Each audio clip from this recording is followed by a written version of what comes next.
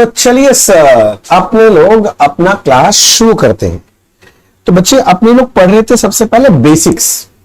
एक बार फटाफट रिकैप करेंगे कि हमने लास्ट क्लास क्या पढ़ाई किया, और मैं चाहता हूं सारे बच्चे पार्टिसिपेट करेंगे इसमें भी। सबसे पहले मैंने जब स्टार्ट किया, मैंने बोला था, पहला लाइन बोला था, अकाउंटिंग इज द, क्या बोला था? Accounting is the language of business. Very good, accounting is the language of business. फिर मैंने ऐसे समझाया था कि जब एक बिजनेसमैन बिजनेस करता है तो उसको करना पड़ता है कम्युनिकेशन, और वो कम्युनिकेशन किससे करना होता है? आउटसाइडर लोगों के साथ करना पड़ता है। और आउटसाइडर से कम्युनिकेशन करने के लिए क्या चीज का रिक्वायरमेंट आएगा? लैंग्वेज का। और यही लैंग्वेज का नाम क्या है? अकाउंटिंग। फिर हमने आपको अकाउंटिंग एक सिंपल सा डेफिनेशन दिया। क्या दिया?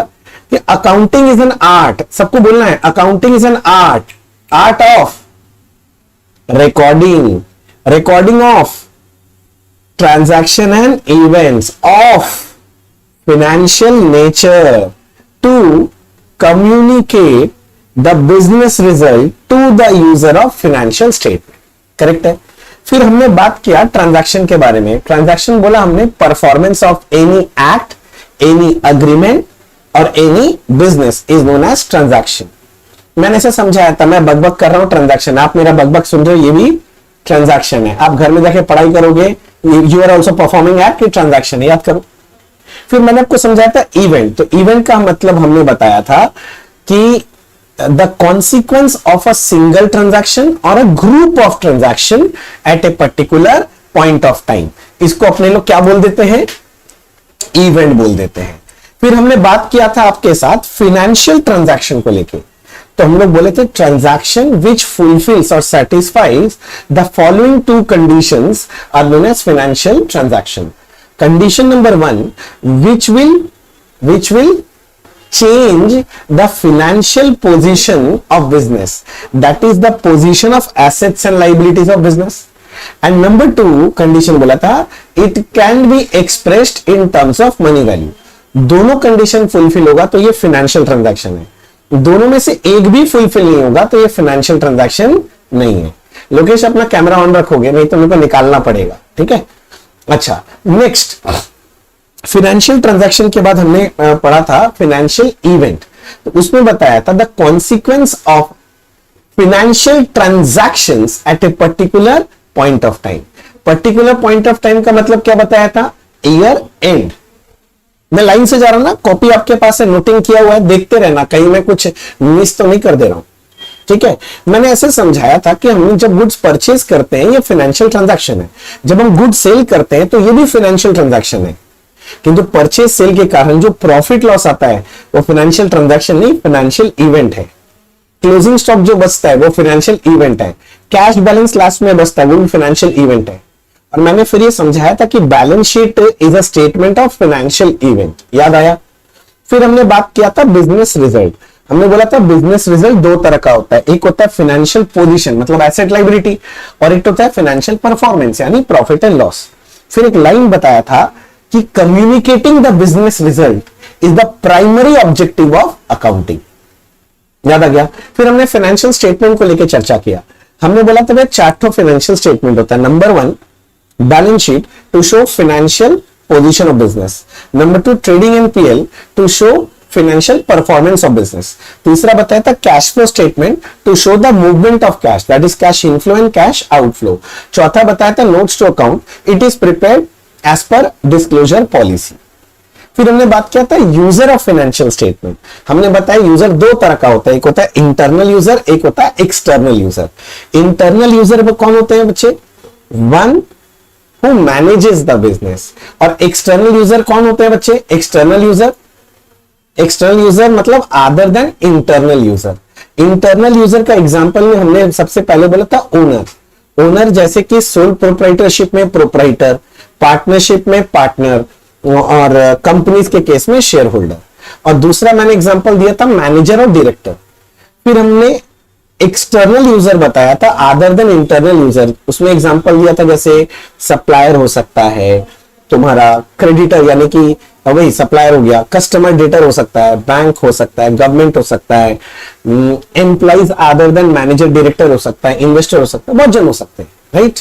अच्छा, इसके बाद हमने बात किया था, हाँ, रिकॉर्डिंग।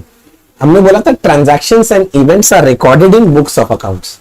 बुक्स ऑफ अकाउंट्स का दो पार्ट बनाया था कि एक बुक होता है जर्नल और एक बुक कौन सा होता है, लेजर। जर्नल के अंदर होता है रिकॉर्डिंग, लेजर के अंदर होता है classification.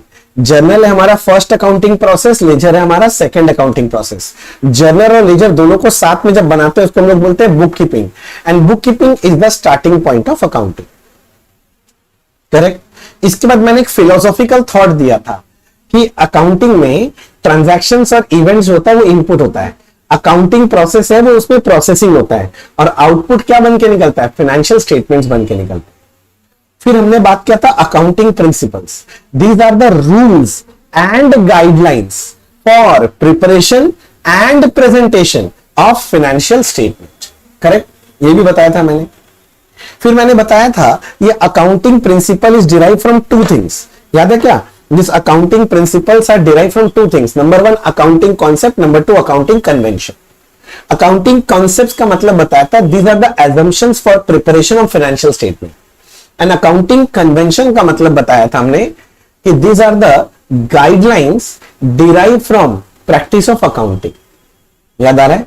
Guidelines derive from practice of accounting, जिसको आप लोगों ने हिंदी में एक अच्छा वर्ड बोला था। क्या बोला था आपने उसको? याद दिलाओ क्या वर्ड बोला था आपने? एक अच्छा वर्ड बोला था, मुझे याद है। हाँ, रिवाज। वेरी गुड, रिवाज। ये हमारा अकाउंट का करने का रिवाज है। Very good. अच्छा, इसके बाद फिर आपने कॉन्सेप्ट्स बताया था। 10 तो अकाउंटिंग कॉन्सेप्ट होता है, 3 तो कन्वेंशन होता है। टोटल 13 कॉन्सेप्ट कन्वेंशन पढ़ना है, जिसमें सारा एक बार में नहीं पढ़ेंगे, धीरे धीरे करके जैसे जैसे जरूरत होगा वैसे पढ़ेंगे। जिसमें मुझे याद आ रहा है सबसे पहले हमने जो स्टार्ट किया था separate entity concept. Separate entity concept बोलता है कि business and businessman are two separate identities and all the transaction in the books are recorded from view point of business and not from the view point of businessman. Correct, याद आ गया? इसके बाद पढ़ा था money measurement concept. Money measurement concept बोलता है those transactions and event which can be expressed in terms of money shall be recorded in the books of account, and those transactions and event which cannot be expressed in terms of money shall not be recorded in the books of accounts. फिर हमने बताया था ये जो entity concept है और ये जो मनी मेजरमेंट कॉन्सेप्ट है, these are the two basic accounting concepts. याद है इसको बेसिक अकाउंटिंग कॉन्सेप्ट बोला था मैंने। फिर आप लोगों ने मुझे डुअल एस्पेक्ट पढ़ाने बोला था। डुअल एस्पेक्ट क्या होता है? Every transaction has two aspects. One is debit aspect, one is credit aspect, and both the aspects should be recorded in books of accounts. फिर एक बच्चे ने बोला था भैया क्या ये डबल एंट्री सिस्टम है? तो मैंने बोला था नहीं, डुअल एस्पेक्ट एक कॉन्सेप्ट है, डबल एंट्री एक सिस्टम है। The system of accounting which is based on dual aspect concept is known as double entry system, and this double entry system was given by that Italian person. क्या नाम था उसका? लूका Pacioli, और इसको लोग बोलते हैं फादर ऑफ अकाउंटिंग। और उसने ये डबल एंट्री सिस्टम कौन से ईयर में दिया था? 1494 में दिया था। बोलो हां सर कि ना सर? हमने लास्ट क्लास बस इतना ही पढ़ा है और कुछ नहीं पढ़ा भैया। 9 मिनट लगाया आपने लास्ट क्लास पूरा बोलने में। तो लास्ट क्लास जो 2 घंटा आप पढ़ाए, फिर क्या पढ़ाए? वही तो बोला, 2 घंटा कहां पढ़ाया? लास्ट क्लास सिर्फ 9 मिनट का ही था, सोच के देखो। हाँ, और ये सारा बात आपको लाइन बाय लाइन याद हो जाना चाहिए। सर मैं याद करा के छोड़ूंगा, आप टेंशन मत लो, मैं याद करा के छोड़ूंगा। मैं इतना बार बोलूंगा कि रात को सोएगा ना, नींद में भी मेरा आवाज गूंजेगा। हाँ, लाइन से याद आएगा, आप टेंशन मत लो। चलो फिर आज का कहानी शुरू करते हैं सर। ठीक है, पिछले दिन तक का अभी कोई डाउट? लास्ट बार पूछ रहा हूं, किसी बच्चे को कोई डाउट? किसी बच्चे को कोई डाउट नहीं? तो शुरू करते हैं। ये लो, आएगा स्क्रीन आ जाएगा, घबराने का क्या? लिखो आज का point.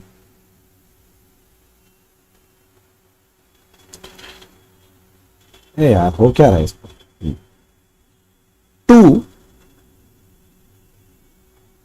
approaches of accounting. Accounting करने का हमारे पास 2 अप्रोच है बंदा।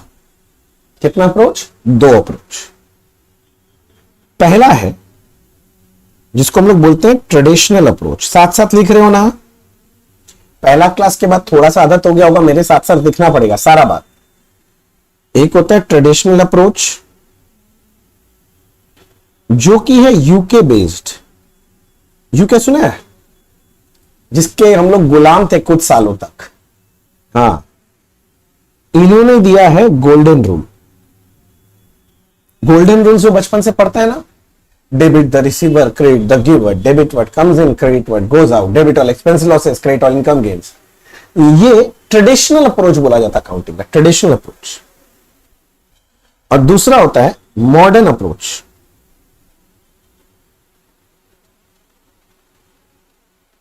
मॉडर्न अप्रोच ये है यूएस बेस्ड। यूएस समझ गया, यूनाइटेड स्टेट्स, या और यहां पर इन्होंने जो rules of debit and credit दिया है उसका नाम क्या बोलो तो, उसको बोलते हैं common sense rule. I know common sense is very uncommon, but common sense rule. तो एक हो गया मुन्ना ट्रेडिशनल अप्रोच, एक हो गया मॉडर्न अप्रोच। हम लोग को दोनों अप्रोच सीखना है। मैं याद दिलाता हूं, वो ट्रेडिशनल अप्रोच वही वाला है जिसमें तुम लोग अकाउंट्स वो नहीं बोलता था पर्सनल या नॉमिनल, और मॉडर्न अप्रोच वही वाला जिसमें तुम लोग बोलता था अकाउंट 5 तरह का होता है, asset, liability, income, expense, capital. मैं क्या बोला फटाफट समझ आया? मैं पूरा नहीं बताया कुछ, मैं बस थोड़ा सा धुंधला धुंधला बचपन का बात याद दिला रहा हूं, और मेरे को कोई फर्क नहीं पड़ता। तो अपने जो स्टार्ट कर रहे हैं सबसे पहले वो है Munna modern approach. Munna modern approach, modern approach नहीं, मॉडर्न अप्रोच नहीं, पहले ट्रेडिशनल। ट्रेडिशनल पढ़ाई नहीं, मॉडर्न। बाबा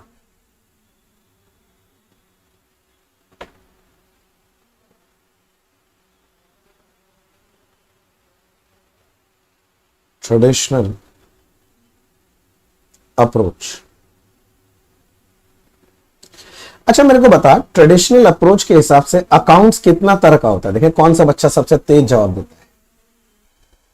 ट्रेडिशनल अप्रोच के हिसाब से अकाउंट्स कितना तरह का होता है, बताओ।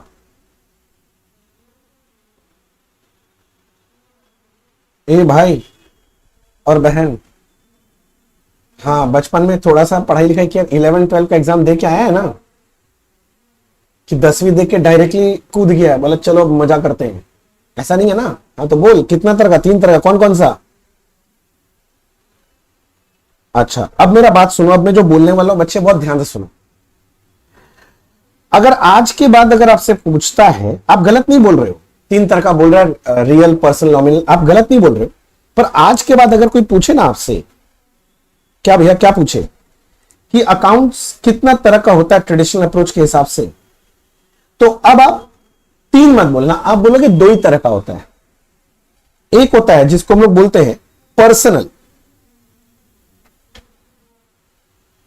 समझ रहे मेरा बात? एक कौन सा होता है भैया? Personal, personal account.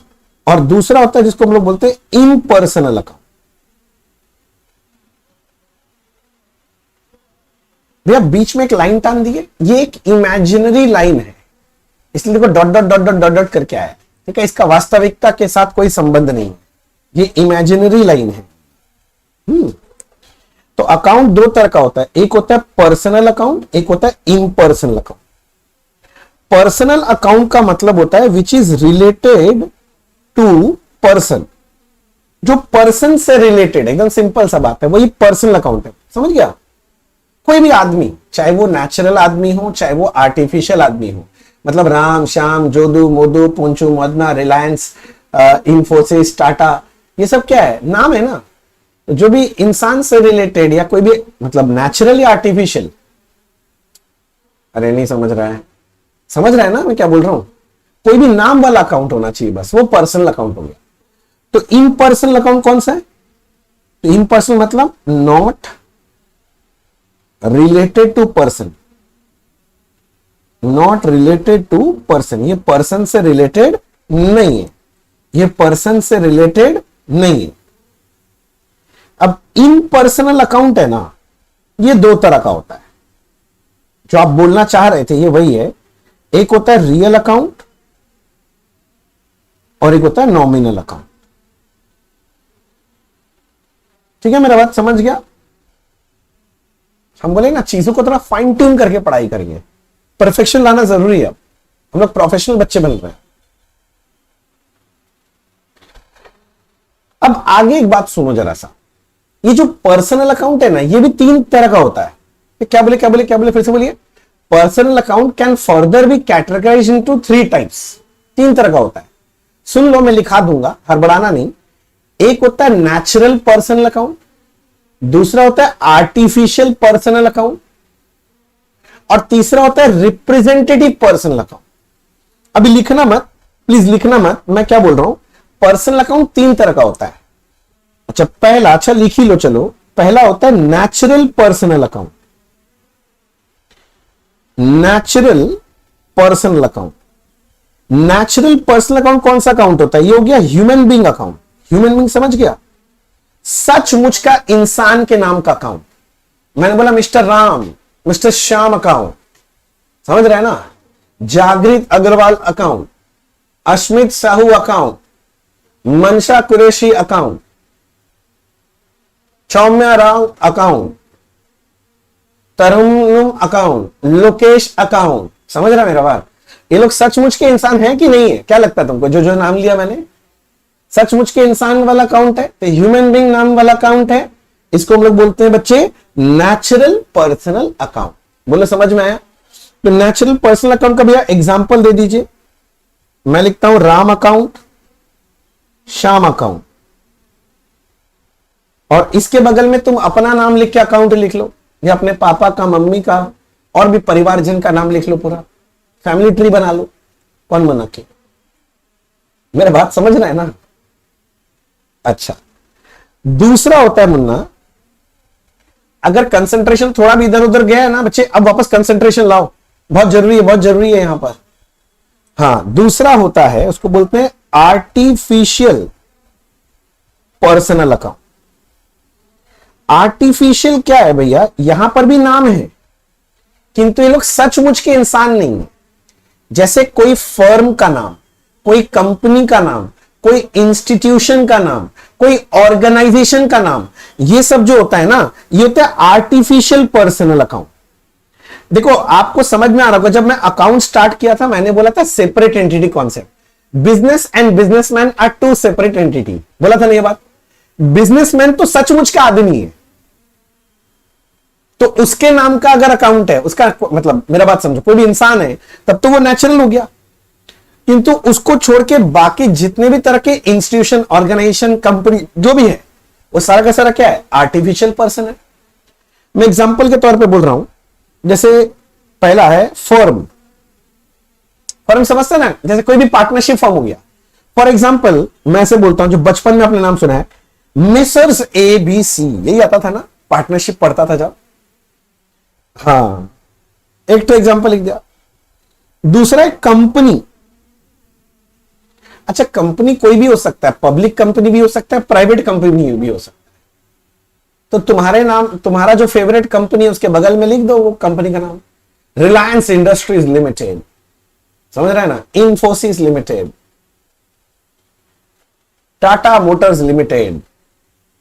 नहीं तो बचपन वाला तुम्हारा फेवरेट एग्जांपल ABC लिमिटेड। ठीक है ना? बचपन में तो यही सब सिखाता था बस, और क्या है। अच्छा, तीसरा एनी स्कूल। अगर कोई स्कूल में पढ़ा है तो अपने स्कूल का नाम लिख लो बगल में। तुम अगर कोई स्कूल में पढ़ा है बाई चांस, जरूरी नहीं है, अगर पढ़ रखा है तो उस स्कूल का नाम लिख दो। सेंट जेवियर्स कॉलेजिएट स्कूल, समझ रहे मेरा बात? साउथ सिटी इंटरनेशनल स्कूल, आजकल चलता है ना ये सब बहुत। वही जो भी स्कूल में पढ़ा है बगल में लिखो एग्जांपल में अपना नाम। मैंने एनी स्कूल लिख के छोड़ दिया, तो अपना स्कूल का नाम लिखो। एनी कॉलेज, कोई भी कॉलेज का नाम। अभी अगर कॉलेज में चला गया तो कॉलेज का नाम लिख लो। अगर कॉलेज में नहीं पहुंचा है, जाने वाला है, तो जिस कॉलेज में जाने का मन है उस कॉलेज का नाम लिख लो। सेंट जेवियर्स कॉलेज, समझ रहा है? हंसराज कॉलेज, नाम सुना? हंसराज मतलब भैया मेरे को तो हिंदी पिक्चर में करण जौहर का पिक्चर वाला जो कॉलेज दिखाता था ना, उस कॉलेज में जाने का मन है, उसका नाम नहीं पता चल रहा है बस। तो हम लोग भी कोशिश की थी पर वैसा कॉलेज मिला नहीं हम लोग को। चलो छोड़ो, तुम अपने कॉलेज का नाम लिख लेना कोई भी, ठीक है। अच्छा, अब एनी पॉलिटिकल पार्टी अकाउंट का नाम, कोई भी पॉलिटिकल पार्टी। अब मैं कोई भी नाम लूंगा तो तुम लोग तो वो हो जाएगा भैया इस पार्टी को सपोर्ट करते हैं, ऐसा नहीं है।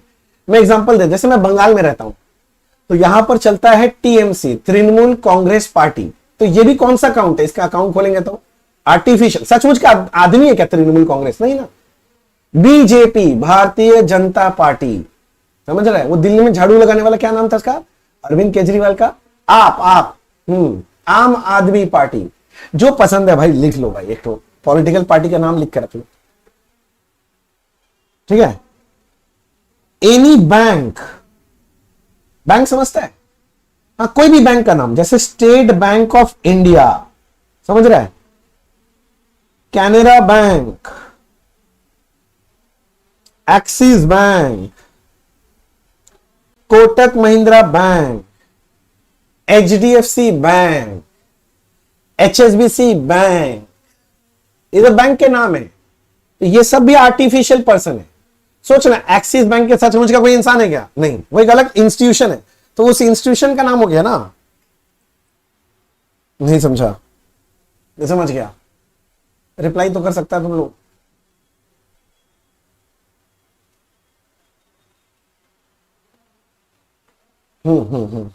हाँ सर, हाँ सर, ठीक है, वेरी गुड। और तीसरा है जिसको हम लोग बोलते हैं रिप्रेजेंटेटिव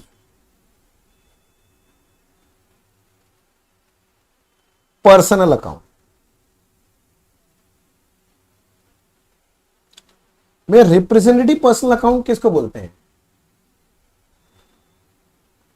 ये होता है account which represent a single और ग्रुप ऑफ नेचुरल और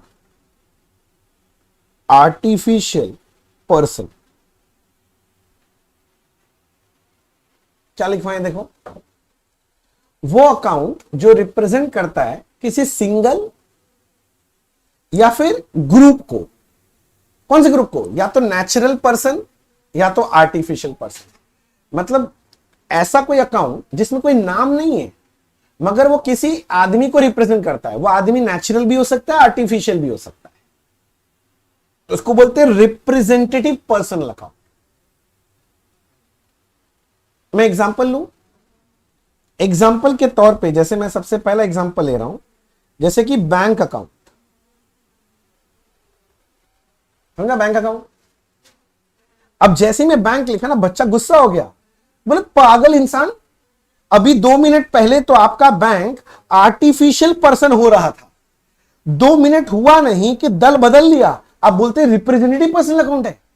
आप तो कंफ्यूज कर रहे हैं भैया। नहीं नहीं नहीं नहीं, सुनो, डिफरेंस है, डिफरेंस है, समझो मेरा बात को। अब मैं जो बोल रहा हूं समझो, यहां बैंक में मैंने नाम लिखा था, समझो ध्यान से, state bank of India account, Canara bank account, axis bank account, देख रहे हैं नाम है, यहां पर नाम है। तो ये हो गया रिप्रेजेंटेटिव पर्सनल अकाउंट, बात समझो। किंतु यहां पर मैं बोल रहा हूं, सिर्फ बोल रहा हूं bank account. When I am saying only bank, it is representing all the banks. नहीं समझा, बात समझो। मान लो मैं बोलता हूं मेरा ना एसबीआई में एक अकाउंट है, वहां मेरे पास 1 लाख रुपया का बैलेंस है। मेरे पास एक्सिस में एक अकाउंट है, वहां 2 लाख रुपया का बैलेंस है। मेरा कोटक बैंक में एक अकाउंट है जिसमें 3 लाख रुपया का बैलेंस है। तो मेरा टोटल बैंक बैलेंस कितना रुपया है, 6 लाख। अब मैं बोलता हूं कि बैंक अकाउंट में बैलेंस मेरा 6 लाख रुपया है। तो जब मैं बैंक अकाउंट बोल रहा हूं तो कैन आई से it is representing all the banks. वो सारे बैंक को रिप्रेजेंट कर रहा है, जल्दी बोलो हाँ कि ना, क्योंकि वो सारा बैंक को रिप्रेजेंट करता है, इसलिए वो रिप्रेजेंटेटिव पर्सनल अकाउंट है। अच्छा अच्छा, मतलब जब मैं बैंक का नाम लेके बोल रहा हूं, नाम वाला अकाउंट है, तब वो आर्टिफिशियल है। और अगर सिर्फ बैंक बोल रहा हूं तो इसका मतलब वो रिप्रेजेंटेटिव पर्सन अकाउंट है। करेक्ट। क्या आपको ये छोटा सा चीज समझ में आया? ये समझ में आया सबको? अच्छा, और एग्जांपल ले रहे हैं ना, एग्जांपल का कमी थोड़ी ना। मान लो मैं ऐसे में बोलता हूं डेटर अकाउंट। डेटर समझता है? चलो बोलो, डेटर कौन होता है? डेटर कौन होता है बोलो भैया। डेटर का मतलब होता है कस्टमर जिससे पैसा मिलना बाकी है। Very good. डेटर मतलब वो कस्टमर जिससे हमको पैसा मिलना बाकी है। अब मेरा डेटर एक है, सुनो ना, मेरा बहुत सारा डेटर है। एक है राम बाबू, एक है श्याम बाबू, एक है हरि, बहुत सारा है ना। किंतु जब मैं डेटर बोल रहा हूं तो it is representing all my customer. When I am saying debtor account, can I say it is representing all my customer? Because it is representing all my customer, hence it is a representative personal account. बात समझ में है? अरे हाँ ना तो बोल दिया क्या यार तुम लोग जल्दी से, फटाफट करके। क्रेडिटर। देख, ऐसा हो सकता है कि तुम लोग पहले जब कहीं भी पढ़ाई किया हो ना, तो तुम लोग को चुपचाप सुनने का आदत होगा। हो सकता है, बिल्कुल हो सकता है ऐसा। किंतु मेरे साथ थोड़ा कला अलग है, आपको रिप्लाई करते रहना पड़ेगा। आप चाहे फेस टू फेस लाइव कर रहे हो, चाहे बाद में वीडियो कर रहे हैं, कुछ भी कर रहे हो, आपको हमेशा याद रखना है जब भी मैं कुछ बोल रहा हूं रिप्लाई करते रहना। और जब आप ये करना चालू करोगे ना, आप देखोगे कि आपको बहुत बेहतरीन समझ में आने लग गया। समझ में आया? कोशिश करके देखो मेरा स्टाइल से, तो आपको ज्यादा इफेक्टिव स्टडीज मिलेगा। जैसे मैंने बोला ना कि आपको घर में जाके ज्यादा मेहनत नहीं करना है, क्लास में सब कराएंगे, तो उसी का एक पार्ट है बच्चे। अच्छा, जब मैं बोलता हूं क्रेडिटर अकाउंट, बात समझो जल्दी से। क्रेडिटर, क्रेडिटर मतलब कौन है? सप्लायर ऑफ गुड्स, जो मेरे को सप्लाई करता है, उसको मेरे को पैसा देना बाकी है। अब तो मेरे सप्लायर बहुत जने, A B C D E F G H, मैं नाम लेके नहीं बोल रहा हूं, मैं बोला क्रेडिटर। तो it is representing all my supplier, क्योंकि मेरे सारे सप्लायर को रिप्रेजेंट कर रहा है, इसलिए मेरा रिप्रेजेंटेटिव पर्सनल अकाउंट है। समझ में आ रहा है? अच्छा, दूसरा एग्जांपल लेता हूं, जैसे कैपिटल अकाउंट। ये भी रिप्रेजेंटेटिव पर्सनल अकाउंट है। क्यों? क्योंकि ये रिप्रेजेंट करता है बिजनेस के ओनर को। कैपिटल किसके लिए खोलते हैं कैपिटल अकाउंट? बचपन से खुला है तो मालिक के लिए ना, ओनर के लिए ना। अब ये नहीं, ऐसा मजा नहीं आया, कुछ समझा के बताइए। अच्छा चलिए समझा के बताते हैं, पर पार्टिसिपेट करना पड़ेगा। कौन बच्चा पार्टिसिपेट करेगा? अश्वित बोलता है भैया मैं करूंगा, आप मेरे से पूछो। बोला अश्वित सुनना, रिप्लाई करेगा, पार्टिसिपेट करेगा, बोल। मेरा आवाज नहीं आ रहा अब तक? है राम, बाकी बच्चे लोग, मेरा आवाज क्लियर आ रहा है कि ये लड़का बहाना मार रहा है? ये बहाना मार रहा है बस नहीं बोलने के लिए।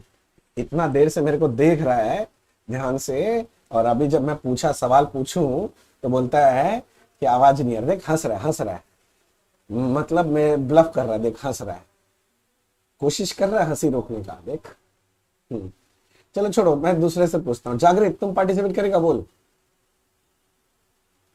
अच्छा जागृत, मैं तुमसे क्वेश्चन पूछता हूँ, जवाब दे। तुम्हारे घर में सबसे बड़ा कौन है अभी? पापा, दादाजी, कौन कौन है? दादी जी कौन? दादी बड़ी। अच्छा दादी जी का नाम क्या बेटा? अगर बुरा ना मानो, गायत्री जी।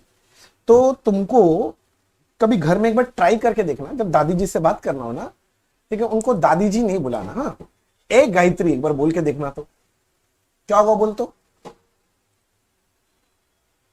चप्पल जूता हर जगह से भैया पड़ेगा, और ना माथा के ऊपर आलू सुजा हुआ मिलेगा, और आंख काला हुआ मिलेगा 2 मिनट बाद ही होगा ना। क्यों? सीधा सा बात है कि भैया दादी जी बड़ी है घर में, वो भी सबसे बड़ी है। और हम लोग के रिवाज में सबसे बड़ों को कभी नाम से नहीं बुलाया जाता है, हम लोग इज्जत की बात करते हैं। दादाजी, दादी जी, पिताजी, बात समझ रहे हैं? और जी हम लोग जरूर लगाते हैं। और तुम तो अग्रवाल है भाई, मेरे ऐसा मारवाड़ी आदमी, जी का तो महत्व तुम समझता ही है। समझ रहे हैं ना मेरा बात? तो मैं क्या बोलना चाह रहा हूं कि जो बड़े होते हैं उनको नाम से नहीं बुलाते, उनको एक स्पेशल डेजिग्नेशन दे दिया जाता है, वैसे हम लोग बुलाते हैं, राइट? वैसे ही बिजनेस में भी सबसे बड़ा कौन होता है? मालिक होता है। तो मालिक को नाम से बुलाएगा क्या? मेरा बात समझ है? लात जूता खाना है क्या? समझ रहा है? इसलिए नाम से नहीं बुलाते। मालिक के लिए क्या यूज होता है? कैपिटल। क्या वर्ड यूज होता है? कैपिटल। बोलो बात समझ में आ रहा है क्या? मालिक जब भी पैसा लाता है तो हम लोग ऐसे नहीं बोलते हैं, मालिक का नाम मान ले हरि है, ए हरि पैसा लाया क्या? नहीं नहीं नहीं नहीं, कैपिटल। हाथ जोड़ के क्या बोलेगा? कैपिटल। समझ रहे हैं मेरा बात, मैं क्या बोल रहा हूं? तो समझो, ये जो कैपिटल अकाउंट है ये किसको रिप्रेजेंट कर रहा है? ओनर को रिप्रेजेंट कर रहा है, इसलिए ये एक रिप्रेजेंटेटिव पर्सनल अकाउंट है। बात क्लियर हो गया? याद रहेगा, भूलेगा तो नहीं क्यों रिप्रेजेंटेटिव पर्सनल अकाउंट है? नहीं तो याद करना कि दादी मार रही है जूता फेंक फेंक के, तो अपने आप ही याद आ जाएगा कौन सा अकाउंट है। ठीक है, नेक्स्ट और एग्जांपल देता हूं। भाई एग्जांपल की कमी नहीं है अपने पास, लिखो ना। जैसे कोई भी outstanding expense account, for example मैं बोलता हूं आउटस्टैंडिंग सैलरी। जब मैं बोल रहा हूं आउटस्टैंडिंग सैलरी, मान ले 10,000, तो आउटस्टैंडिंग सैलरी मतलब क्या है? सैलरी देना बाकी है। किसको? उस आदमी को, उस आदमी को देना बाकी है। बात समझो? तो ये अकाउंट रिप्रेजेंट करता है उस आदमी को, क्योंकि ये रिप्रेजेंट कर रहा है उस आदमी को, इसलिए कौन सा अकाउंट है? Representative personal account. बोलो समझ में? अश्मित तुमको शायद थोड़ा कम समझ दे, तुम ईयरफोन लगा रखा है क्या? ईयरफोन लगा ले। हाँ, ईयरफोन लगाएगा तो अच्छा आवाज आएगा। हाँ, पिछले दिन मैंने नहीं लगाया था ईयरफोन, तो तुम लोग का आवाज अच्छा से नहीं आ रहा था। आज इसलिए तो लगाया मैंने ईयरफोन कि तुम लोग का आवाज बेहतरीन सुनाई दे, कानों में गूंजे। ठीक है ना? नेक्स्ट एग्जाम्पल लिखो, प्रीपेड एक्सपेंस। प्रीपेड समझता है? टाइम से पहले पे कर दिया। एग्जाम्पल देता हूं, जैसे मैंने बोला प्रीपेड इंश्योरेंस 10,000 रुपया। इसका मतलब प्रीपेड इंश्योरेंस का मतलब हो गया भैया आपने इंश्योरेंस प्रीमियम एडवांस में दे दिया। किसको? उस इंश्योरेंस कंपनी को। ध्यान से समझना, उस इंश्योरेंस कंपनी को, क्योंकि ये रिप्रेजेंट करता है उस इंश्योरेंस कंपनी को जिसको मैंने एडवांस में दिया है, रिप्रेजेंट करता है ना उसको। तो ये कौन सा अकाउंट हो गया? रिप्रेजेंटेटिव पर्सनल अकाउंट हो गया। लिख रहा है ना तुम लोग साथ साथ, समझ से समझते? हाँ भैया एक और एग्जांपल लो, एग्जांपल और दे। लो लो लो लो, अक्रूड इनकम। अक्रूड इनकम समझता है? जैसे इनकम मिलना बाकी है। क्या बोला भाई साहब? इनकम मिलना बाकी है। जैसे मैं अपना एग्जांपल लेता हूं, क्या होता है टीचर लोग के ऊपर एग्जांपल होता है, स्टूडेंट लोग जल्दी समझता है। जैसे कि मैं आपको पढ़ा रहा हूं, तो अब आप मेरे को फीस दोगे। बात समझना। अब क्या है, मैंने आपको पढ़ा दिया मान लो, और आपने अभी तक मेरे को फीस नहीं दिया, मतलब फीस मिलना बाकी है मेरे को। मेरे पॉइंट ऑफ व्यू से मैं सोच रहा हूं मुझे फीस मिलना बाकी है, तो इंग्लिश में बोलेंगे ये मेरा अक्रूड फीस है, अक्रूड इनकम है, अक्रूड फीस। बोलो बात समझा? तो जब मैं बोल रहा हूं मेरा अक्रूड फीस 10,000 रुपया मान ले, मैंने ऐसे बोला, इसका मतलब है कि ये इनकम यानी कि फीस मिलना बाकी है। किससे? उस बच्चे से, उस बच्चे से, क्योंकि ये रिप्रेजेंट करता है उस बच्चे से जिससे फीस मिलना बाकी है।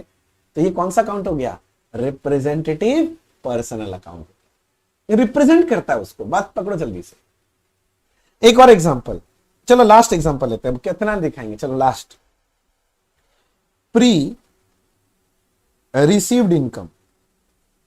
प्री रिसीव समझते हो? प्री रिसीव इनकम मतलब टाइम से पहले मिल गया। मैं समझे नहीं, मैं समझा देता हूं ना।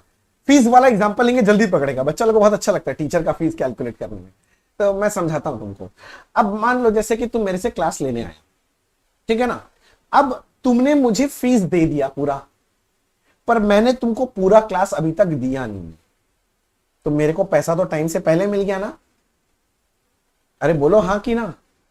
तो अगर टाइम से पहले मिल गया तो ये मेरे लिए प्री रिसीव्ड फीस है, मतलब प्री रिसीव इनकम, टाइम से पहले मिल गया। तो जब मैं बोलता हूं मेरा प्री रिसीव्ड फीस 10,000 है, इसका मतलब मुझे टाइम से पहले पैसा मिल गया। किससे?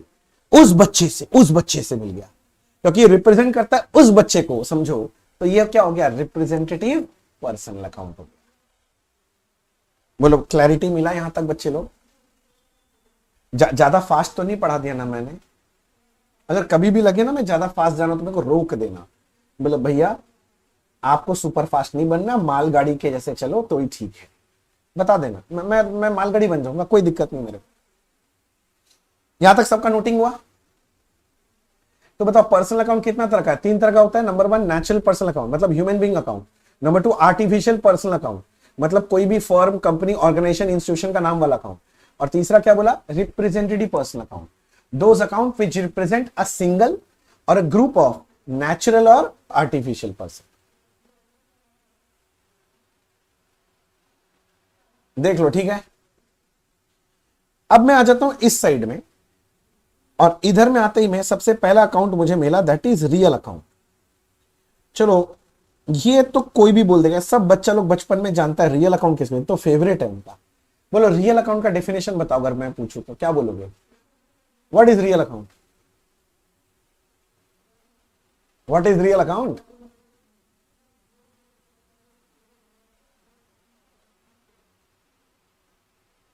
What is real account? जागृत, अश्मित, मनशा, लोकेश, तरन्नुम, शोमोभय रॉय जी, और भी जितने लोग हैं सबसे पूछ रहा हूं, सॉरी अगर मैं किसी का नाम नहीं लिया तो। Very good, very good, very good. और कोई कुछ बोलना चाहता है? ये दीदी बहुत अच्छा बोली। ये दीदी बोल रही है भैया कि all assets account are real account, जितना भी एसेट वैसेट होता है ना भैया, सब रियल होता है। बाकी लोग सहमत हो इस बात से? बचपन में पढ़ा, वो यही वाला बात पढ़ा है ना? किंतु आज मैं बचपन का बहुत बड़ा डाउट क्लियर करने वाला हूं। पूरा फोकस मेरे तरफ ले आओ, पूरा फोकस, इधर इधर उधर है तो थोड़ा फोकस ले आओ इधर। सुनो, आप लोग जो डेफिनेशन बचपन में पढ़ रखे हैं ना, ये इनकम्प्लीट डेफिनेशन बोलता हूं मैं इसको।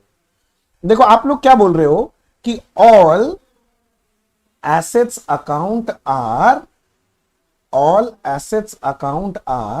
रियल अकाउंट, यही बोला ना आपने? बस कॉमा देके एक नया चीज लिखो, एक्सक्लूडिंग एनी रिसीवेबल। लिखो लिखो लिखो, एक्सक्लूडिंग एनी रिसीवेबल। कंप्लीट करा रहा हूं मैं, जिंदगी में पहली बार। बचपन का एक बहुत बड़ा डाउट क्लियर होने वाला आज, ठीक है? जरा सुनो, all assets account are real account, किंतु क्या बोला मैंने वर्ड? Excluding any receivable. हाँ, मैं मानता हूं सारा अकाउंट रियल अकाउंट होता है, सारा एसेट अकाउंट रियल अकाउंट होता है, बट क्या बोल रहा हूं? Excluding any receivable. मतलब अगर कोई रिसीवेबल है, कहीं से मुझे पैसा मिलने वाला है, कुछ रिसीवेबल है, अगर मुझे पैसा मिलने वाला है तो वो मेरा एसेट ही, किंतु वो रियल अकाउंट नहीं है। अगर कहीं से मेरे को पैसा मिलने वाला है, मतलब वो मेरा रिसीवेबल है, तो वो मेरा एसेट, मैं मानता हूं मेरा एसेट है, मगर वो मेरा रियल अकाउंट नहीं है। तो भैया कौन सा अकाउंट है फिर वो? बोलो कौन सा अकाउंट है रिसीवेबल? पर्सनल अकाउंट है, पर्सनल अकाउंट है। मैं डाउट क्लियर करके देता हूं अभी। जैसे एग्जांपल के तौर पे मैं बोल रहा हूं डेटर अकाउंट, ठीक है ना? अभी देखना, बड़ा मजा आएगा। बचपन में क्या डाउट होता था कि टीचर बोल देता था डेटर आपका जो है ना, वो पर्सनल अकाउंट है। आप लोग भी मानते थे, बचपन में ये पढ़ाया गया। फिर डाउट तब जागा जब आप थोड़े से बड़े हुए और आपको सिखाया गया बैलेंस शीट, और बैलेंस शीट में डेटर को लिखा जाता है बैलेंस शीट के एसेट साइड में। अरे बोलना हाँ। अब उस वक्त आपके दिमाग में आया कि भैया डेटर तो मेरा एसेट होता है, एसेट मतलब तो रियल अकाउंट होना चाहिए, किंतु टीचर पढ़ाया कि पर्सनल अकाउंट होता है। तो तुम दौड़ के गया टीचर के पास और टीचर से पूछा, टीचर आपने पहले दिन पढ़ाया था डेटर पर्सनल था, आज अब डेटर को एसेट साइड में लिख रहे हो, तो डेटर तो एसेट हो गया, अगर एसेट है तब तो वो रियल अकाउंट है। फिर टीचर तुमको क्या जवाब दिया था याद है? डेटर दोनों होता है बच्चे, ये पर्सनल भी होता है और रियल भी होता है, तुमको जो मानना है मान लो, दोनों करेक्ट है, ठीक है? दोनों करेक्ट नहीं है। अगर हम बोले तुम लड़का भी है लड़की भी है, दोनों करेक्ट है, मान लेगा क्या? बात समझ के भाई, ऐसे थोड़ी ना होता, कुछ भी जोड़ा तापे लगा के कोई भी बोल देगा हम मान लेंगे क्या? नहीं भाई साहब, बात समझो। डेटर जो है ना मुन्ना, वो पर्सनल है, वो रियल नहीं है। क्योंकि रियल अकाउंट का सही डेफिनेशन क्या है? All assets account are real excluding any receivable. अगर कोई पैसा मिलने वाला है, रिसीवेबल है, हाँ वो मेरा एसेट है, मगर वो रियल के कैटेगरी में नहीं आता है, वो पर्सनल के कैटेगरी में आता है। क्योंकि वो रिप्रेजेंट करता है उस आदमी को जिससे मेरे को पैसा मिलेगा। जल्दी पकड़ो बात को। रिसीवेबल मतलब वो रिप्रेजेंट करता है उस आदमी को जिससे मुझे पैसा मिलेगा, इसलिए वो रिप्रेजेंटेटिव पर्सन में चला जाता है। अगर किसी को ये बात समझ में आया, अगर सच्ची में बचपन का दर्द रहा होगा, उसको मजा आ गया होगा, मतलब भाई साहब इतना दिन अकाउंट्स पढ़ के आ गए, पहली बार समझ में आई ऐसा लॉजिक क्यों हुआ। और जिसको पता ही नहीं था, मान ले कोई सोचा ही नहीं, तो उसको लग रहा है यार क्या बताया है, कोई फर्क का बात ही नहीं। चलो और भी एग्जांपल लेता हूं। जैसे कि मैंने यहां पर एक अक्रूड इनकम लिया था। सोचो सोचो, अक्रूड इनकम आप बैलेंस शीट के एसेट साइड में लिखते थे कि नहीं लिखते थे? रिसीवेबल है तो एसेट साइड में आएगा, पर क्या इसको आप रियल बोलोगे? नहीं नहीं नहीं, क्योंकि ये रिसीवेबल है, एसेट है, किंतु रियल नहीं है, ये पर्सनल अकाउंट के कैटेगरी में जाए। तो इसलिए आज के बाद से अगर कोई पूछे व्हाट इज रियल अकाउंट, तो क्या बोलेंगे? All assets are real excluding any receivable. क्योंकि जो रिसीवेबल है वो एसेट तो होता है, मगर वो रियल नहीं, पर्सनल अकाउंट होता है। बोलो क्लैरिटी मिला? अरे बोलो ना। अच्छा, अब ये जो एसेट्स होता है ना मुन्ना, ये कितना तरह का होता है पता है? बचपन में पढ़ा होगा, दो तरह का होता है। मैं एक लिखूंगा, तुम दूसरा अपने आप ही बोल देगा। एक होता है टेंजिबल एसेट्स और एक होता है इनटेंजिबल एसेट। कोई बच्चा बता सकता है टेंजिबल किसको बोलते हैं, इंटेंजिबल किसको बोलते हैं? टेंजिबल मतलब जिसको छू सकते हैं, राइट। और इनटेंजिबल मतलब जिसको छू नहीं सकते। तो इसको ऐसे बोले क्या? टेंजिबल मतलब which has a physical existence, और इनटेंजिबल का मतलब है which do not have any physical existence.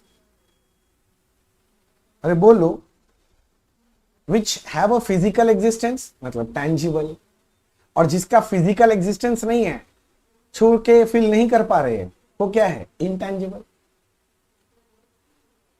समझ रहे ना? अच्छा देखिए, ये सब चीज आपका बचपन में पढ़ा हुआ है, मैं रिकैप करवा रहा हूं पूरा बेसिक को, किसी का बेसिक अगर खराब रह गया तो वो समझ जाए जल्दी से। अच्छा, टेंजिबल एसेट्स का एग्जांपल दीजिए। लैंड अकाउंट, बिल्डिंग, मैं ठीक बोल रहा हूं ना? प्लांट एंड मशीनरी, फिर हो सकता है furniture fixture, cash account, etcetera etcetera. अब मैं सारा थोड़ी नहीं लिखा सकता हूं, ये कोई एग्जॉस्टिव लिस्ट थोड़ी ना है, मैं तो दो चार एग्जांपल दे रहा हूं। टेंजिबल, भैया हमें इंटेंजिबल भी लिखना चाहिए, बिल्कुल। आप बताएंगे मुझे इंटेंजिबल का नाम, मैं लिखूंगा इंटेंजिबल एसेट। मैं बचपन में पढ़ के नहीं आया, तुम बताओ। हाँ, ये बचपन का पहला एग्जांपल आ गया, goodwill, very good very good. Patent account, और बोलो, वेरी गुड। कॉपीराइट, फिर एक जन बोला ट्रेडमार्क, और मेरे को बहुत अच्छा लगा एक बच्चा बोला कंप्यूटर सॉफ्टवेयर। हम सुने, वो बहुत अच्छा एग्जांपल है। कंप्यूटर सॉफ्टवेयर भी हो सकता है।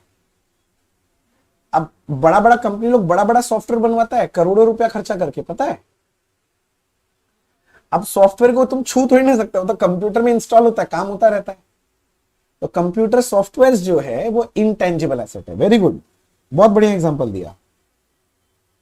Computer software, etcetera etcetera. और भी होता है, टेक्निकल नो हाउ आ गया, और भी बहुत सारा आएगा एग्जाम। ठीक है, काफी है, मेरे हिसाब से काफी है। ए सारा बच्चा लोग कॉपी करते जा रहा है साथ साथ। हाँ, हाथ रुकना नहीं चाहिए मेरे क्लास में, हाथ चलते रहेगा भैया, बात चलते रहेगा और हाथ भी चलते रहेगा। बात मतलब हम लोग दोनों का आपस में बात, तुम्हारा पड़ोसी से बात नहीं।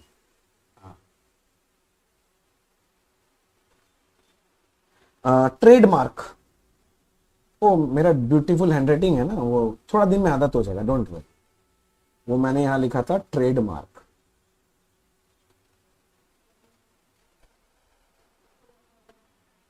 2-4 दिन में मेरा हैंडराइटिंग का आदत पड़ जाएगा, फिर तुम गाना गाते रहना, अब तो आदत सी है मुझको ऐसे जीने की, गा लेना कोई बात नहीं।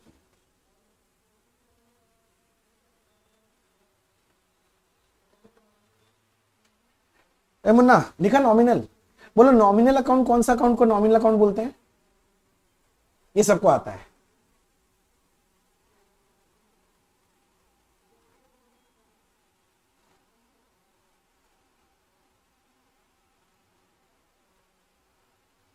बोलो जल्दी जल्दी बोलो, जल्दी जल्दी बोलो।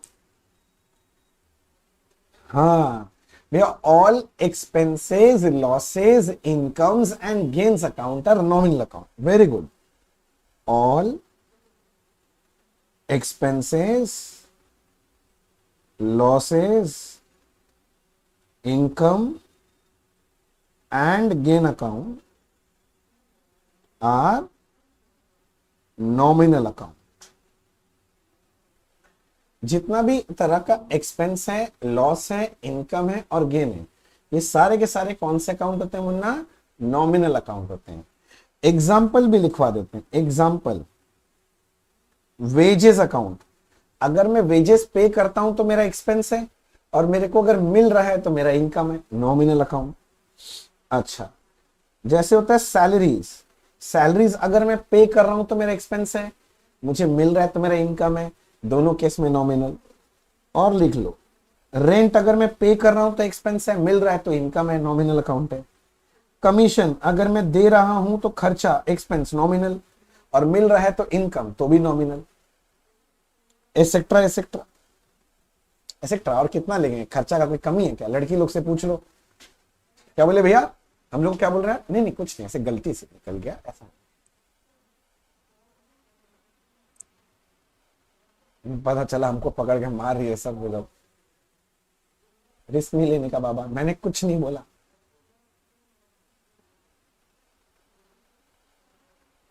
बोलो यहां तक ठीक है? किंतु मेरा एक छोटा सा क्वेश्चन आ गया मन में। तुम लोग बचपन से इतना पढ़ के आया है कि नॉमिनल अकाउंट कौन सा होता है? ऑल एक्सपेंसेस, लॉसेस, इनकम्स और गेन्स।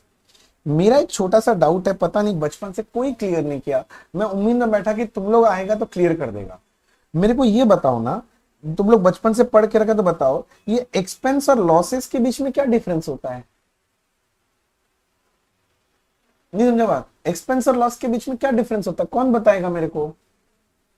अश्मित कुछ बोलना चाह रहा है क्या? तरुण दीदी बोल रही है, हाँ बोलिए।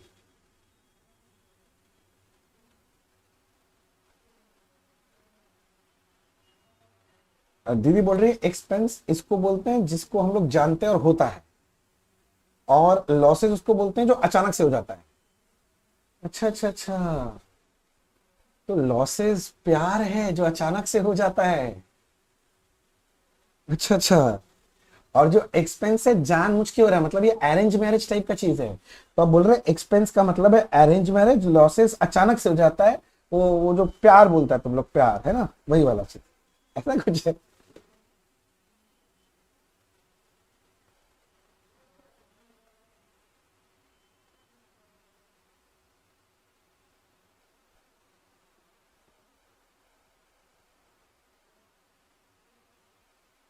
तो तुमने बोला, एक बच्चा मेरे को बोल रहा है कि एक्सपेंसेस होता है रेगुलर इंटरवल पे होते रहता है, किंतु लॉसेस रेगुलर इंटरवल पे नहीं होता है, ऐसा है? श्योर? श्योर है? हर महीना एक मिनट एक मिनट, हर महीना मेरे यहां से चोरी हो रहा है माल, हर महीना हो रहा है, पता नहीं हर महीना हो जा रहा है, होता है ऐसा बहुत सारा जगह पर, हर महीना चोरी हो रहा है, तो मतलब उसको हम लॉस नहीं मान के एक्सपेंस माने? नहीं। हाँ तो कुछ बोल रहा था, बोल बेटा, अब तुम बोल जो तुम बोल रहा था।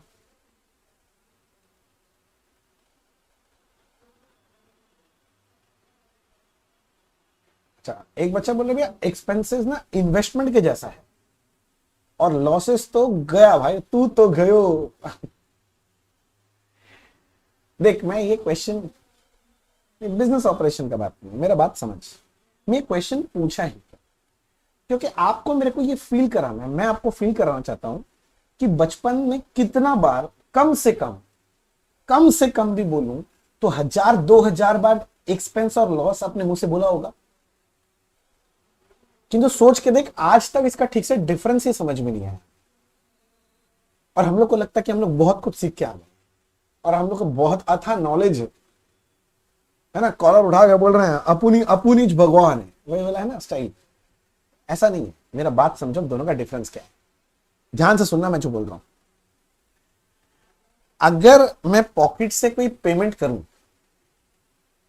और उसके अगेंस्ट मेरे को कोई बेनिफिट मिल जाता है ना, तो मेरा एक्सपेंस है। अगर उसके अगेंस्ट कोई बेनिफिट नहीं मिलता है ना, तो वो मेरा लॉस है।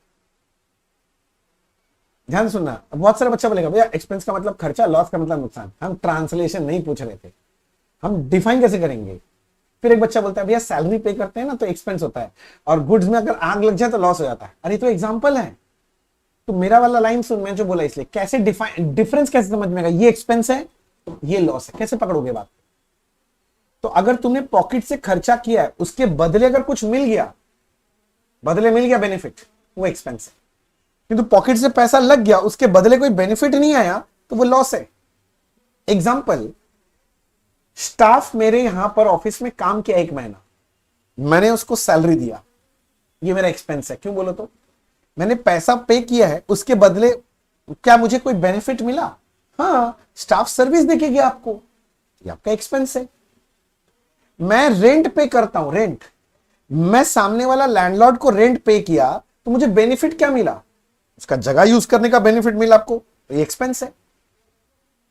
किंतु सोचो, गुड्स डिस्ट्रॉयड बाय फायर, जो आपके मन में सबसे पहला एग्जांपल आ रहा था लॉस का, वही एग्जांपल ले रहा हूं। गुड्स डिस्ट्रॉयड बाय फायर, तो गुड्स पड़ा हुआ था, खरीद के लाए थे पैसा देके गुड्स, अब आग लग गया उसमें, तो बताओ अब जो गुड्स जल के राख हो गया, उससे क्या बेनिफिट मिलेगा? बोलो भैया जल गया ना, अग्निदेव को आपने दे दिया, तो अग्निदेव प्रसन्न होकर आपका माल ना डबल कर देंगे, डबल। तो ज्ञान अपने पास रखना लायक, ऐसा कुछ फायदा होने वाला नहीं, आप भी समझ रहे हैं। अगर गुड्स जल गया तो अब उससे कोई बेनिफिट नहीं मिलेगा, तो पॉकेट से पैसा तो लग गया, अपन इसके बदले बेनिफिट नहीं आएगा, तो लॉस है। एक बार एग्जांपल देता हूं, मान ले वो जो स्टाफ का तुमको एग्जांपल दे रहा था तुमको, कि वो काम किया, मैं उसको सैलरी दिया। अब वो स्टाफ जब सैलरी लिया ना मेरे से इस महीना का, उसके बाद बोले भैया एक रिक्वेस्ट है। हम बोला हाँ बोलना। बोला मैं आपके यहाँ पर लास्ट 10 साल से काम कर रहे हैं। हम बोला हाँ भाई इतना क्या बोलना है, तुम बहुत पुराना एम्प्लॉई है, भरोसेमंद है, बोलना क्या बात है। बोले भैया सुनिए ना, मेरे को ना थोड़ा सा पैसे का जरूरत है, आप ₹1,00,000 एडवांस दीजिएगा क्या मेरे को प्लीज। मैं आपको 2-3 महीना में आपको ये दे दूंगा पैसा, मैं कटवा दूंगा सैलरी से भी, आप टेंशन मत लीजिए। मैं भी सोचा ये बंदा 10 साल से काम कर रहा है, बहुत बढ़िया आदमी है, ऑनेस्ट आदमी है, चलो पैसा दे ही देते हैं। तो उसको ना हम एडवांस दे दिए, आज दे दिए, कल से वो गायब। मेरा बात समझ रहा है? उसके घर में खोजने के पता चला वहां पर कोई रहता ही नहीं है, वो छोड़ के भाग गया कहीं पर। अब सोच के देखो, यहां पर मैंने पेमेंट तो कर दिया है, क्या इसके अगेंस्ट में मुझे बेनिफिट मिला सर्विस का? नहीं। तो ये जो एडवांस मैंने पे किया, ये अपने लिए क्या बन गया? लॉस हो गया। बोलो क्लैरिटी मिला? दोनों के बीच का डिफरेंस समझ में आया? Yes sir, no sir? तो अब दूसरा क्वेश्चन, अब बताओ इनकम और गेन के बीच में क्या फर्क है? तुम ही बोला था expenses losses income gain nominal होता, तुम लोग बोला था, हम नहीं बोले थे, हम नहीं बोले थे, तुम लोग बोला था। तो बताओ इनकम और गेन के बीच में क्या डिफरेंस? इतना बचपन से पढ़ गया है, बोलो। बोलो भैया आप समझ तो गए हैं कि हम लोग को मतलब नहीं पता दोनों का डिफरेंस। आप बेइज्जती करके बताना चाहते हैं कि डायरेक्टली बताना चाहते हैं, ये बताइए आप सीधा सीधी। ठीक है, मतलब तुम लोग मान लिया, तुम लोग ठीक से नहीं पढ़ाई किया बचपन में। हाँ भैया मान लिया, एकदम मान लिया। अब आप बोल दीजिए, ज्ञान मत दीजिए, आप बोलिए चुपचाप। सुनो ध्यान से। अब फिर अगर इनकम और गेन का डिफरेंस समझना, इनकम है अगर आपने कोई एफर्ट लगाया, उसके अगेंस्ट में कुछ मिला, एफर्ट लगाया उसके अगेंस्ट में मिला इनकम, और बिना एफर्ट के मिल गया तो गेन है। नहीं समझा बात? मेरा बात, मैं आपको पढ़ाया, आपने मुझे फीस दिया, ये मेरा इनकम है। सोचो, मैंने एफर्ट लगाया है ना भाई। मैं जा रहा था ऐसे रास्ते में, मुझे एक लॉटरी का दुकान दिखा, ठीक है, वह लिखा हुआ था ₹2 दीजिए 1 करोड़ रुपया जीतिए, और मैं ₹2 लगा दिया, वहां पर लगा के भूल गया। 1 हफ्ता बाद निकला 1 करोड़ का लॉटरी। अब ये जो पैसा मिला 1 करोड़ रुपया, बताओ इसके लिए क्या मैंने कोई एफर्ट लगाया था अपने पास? नहीं। पर आ गया, फायदा तो हो गया। ये मेरा इनकम नहीं कहलाएगा, ये मेरा क्या कहलाएगा, गेन कहलाएगा। जल्दी बोलो, समझ में आ रहा है इनकम गेन का डिफरेंस? आगे जाके अगर कोई अगर पूछ लिए सब तो बता पाओगे ना? ठीक है, छोड़ो ये सब, इतना कौन बात करता भैया बेसिक्स में, पता नहीं, बचपन में पढ़े थे तो इतना कोई बोलता ही नहीं है, आपको ज्यादा बोलने का पड़ा रहता है। अच्छा कोई बात नहीं, कोई बात नहीं, आगे बोलता हूं मैं आगे। अब हमें पढ़ना है बनना गोल्डन रूल्स, है ना, गोल्डन रूल्स पढ़ेंगे, क्योंकि ट्रेडिशनल अप्रोच के हिसाब से ये जितना भी आपने अकाउंट पढ़ा, मेजर 3 तरह का अकाउंट पढ़ा, उनका गोल्डन रूल्स है, वो बचपन में पढ़ा हुआ है। Golden rules nothing but debit and credit rules for all the accounts, right? तो चलो साथ साथ पढ़ेंगे भी लिखेंगे भी। अकाउंट है, आप डेबिट रूल्स भी बताएंगे और क्रेडिट रूल्स भी बताएंगे। चलो बताओ, पर्सनल अकाउंट का क्या रूल था? पर्सनल का था डेबिट द रिसीवर और क्रेडिट द गिवर। अश्मित तुम अपने आप को बस म्यूट करके रख, जब बोलना हो ना तभी अनम्यूट करना, नहीं तो आपका बैकग्राउंड का भी आवाज काफी आ जाता है।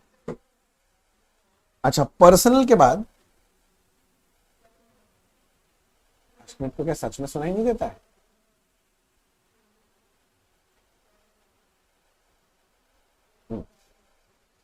नेक्स्ट, पर्सनल के बाद रियल अकाउंट का रूल बोलो। डेबिट ऑल नहीं, debit what, A debit what, very good, comes in, and credit what, goes out. यही था ना? उसके बाद था नॉमिनल का रूल बोलो। Debit all expenses and losses, and credit all incomes and gains.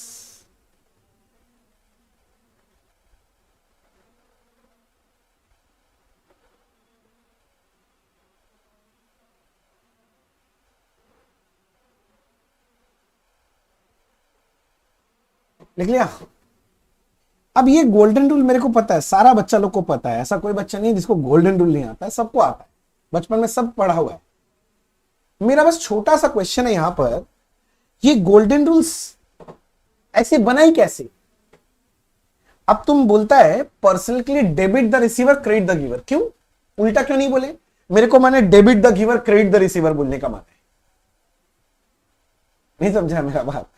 ऐसे रियल के लिए बोलता है तुम debit word comes in credit word goes out, क्यों उल्टा क्यों नहीं? उल्टा क्यों नहीं? मेरे को उल्टा बोलना है, ऐसे क्यों मान लू मैं? नहीं भैया हम बोल रहे हैं ना, तो तुम बोल रहे हो तो क्यों मान ले? मेरा बात समझ रहे मैं क्या पूछना चाह रहा हूं? मतलब what is the logic behind this rule, how this rule came only? क्या आपको ये बात पता है? देख, अब आप 2 साल अकाउंट्स पढ़ के आए हो, 11 12 कम से कम इतना तो पढ़ा ही है, तो 2 साल में इतना तो पता ही होगा कि ये कहां से आया है रूल, कैसे आया है। भैया लूका पैसियोली दिया था, हाँ दिया था, पर what was the logic behind this rule? नहीं भैया बोला ये रूल करने से एंट्री बन जाता है। अरे तो बन तो जाता है, पर क्यों यही रूल, क्यों कुछ और रूल क्यों नहीं?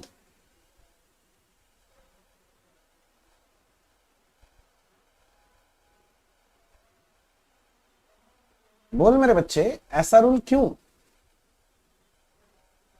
जागृत जी, मंशा जी, शोमवो जी, लोकेश जी, तरुण जी, अश्विनी जी, और भी जितने लोग जी हैं सबको बोल रहा हूं,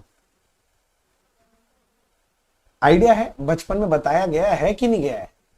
नहीं बताया गया, मेरे को पता नहीं, बता कोई बताता ही नहीं।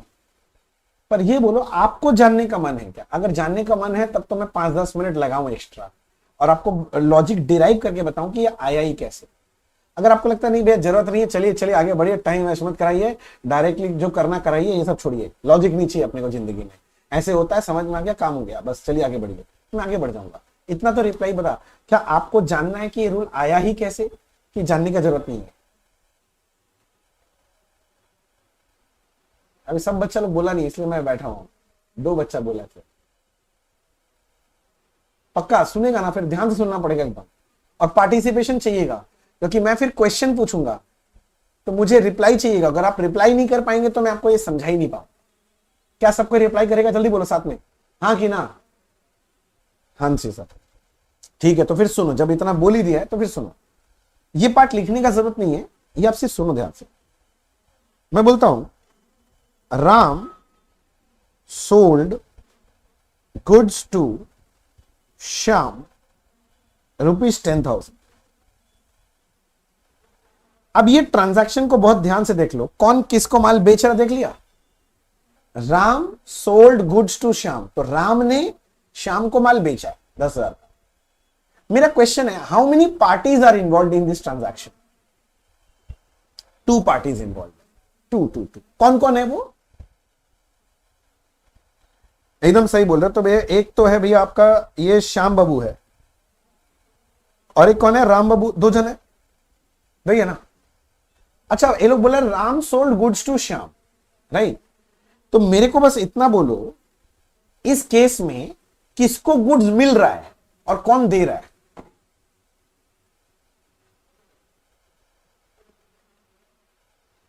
Very good. तो श्याम को गुड्स मिल रहा है, तो कैन आई से Shyam is the receiver of the goods? English में बोलो तो श्याम इज द तेरे की, मैं बोल रहा हूं Shyam is the receiver of the goods and Ram is the giver of the goods. पक्का?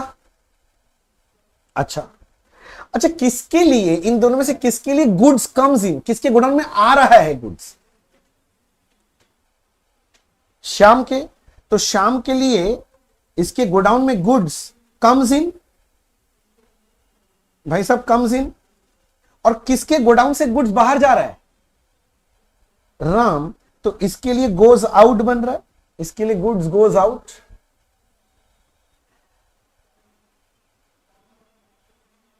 अश्मित, आपके बैकग्राउंड से आवाज आ रहा है, प्लीज थोड़ा साइलेंट कर ले अपने आप को। अच्छा, इसके बाद मेरे को बताना मुन्ना, इसके बाद बताना कौन माल परचेज किया है, खरीदा कौन है? राम सोल्ड, राम ने तो बेचा है, खरीदा कौन है? श्याम। अच्छा, श्याम ने खरीदा है, राम ने बेचा है। अच्छा, तो किसके लिए ये खर्चा है, एक्सपेंस है?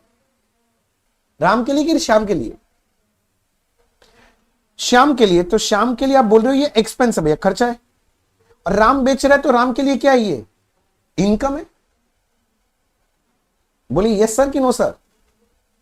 अच्छा, अब मेरे को बताओ, इन दोनों आदमी में से किसको पैसा देना है और किसको यह पैसा मिलेगा? Ram sold goods to Shyam, जो हुआ transaction, who is suppose to pay the money and who is suppose to receive the money?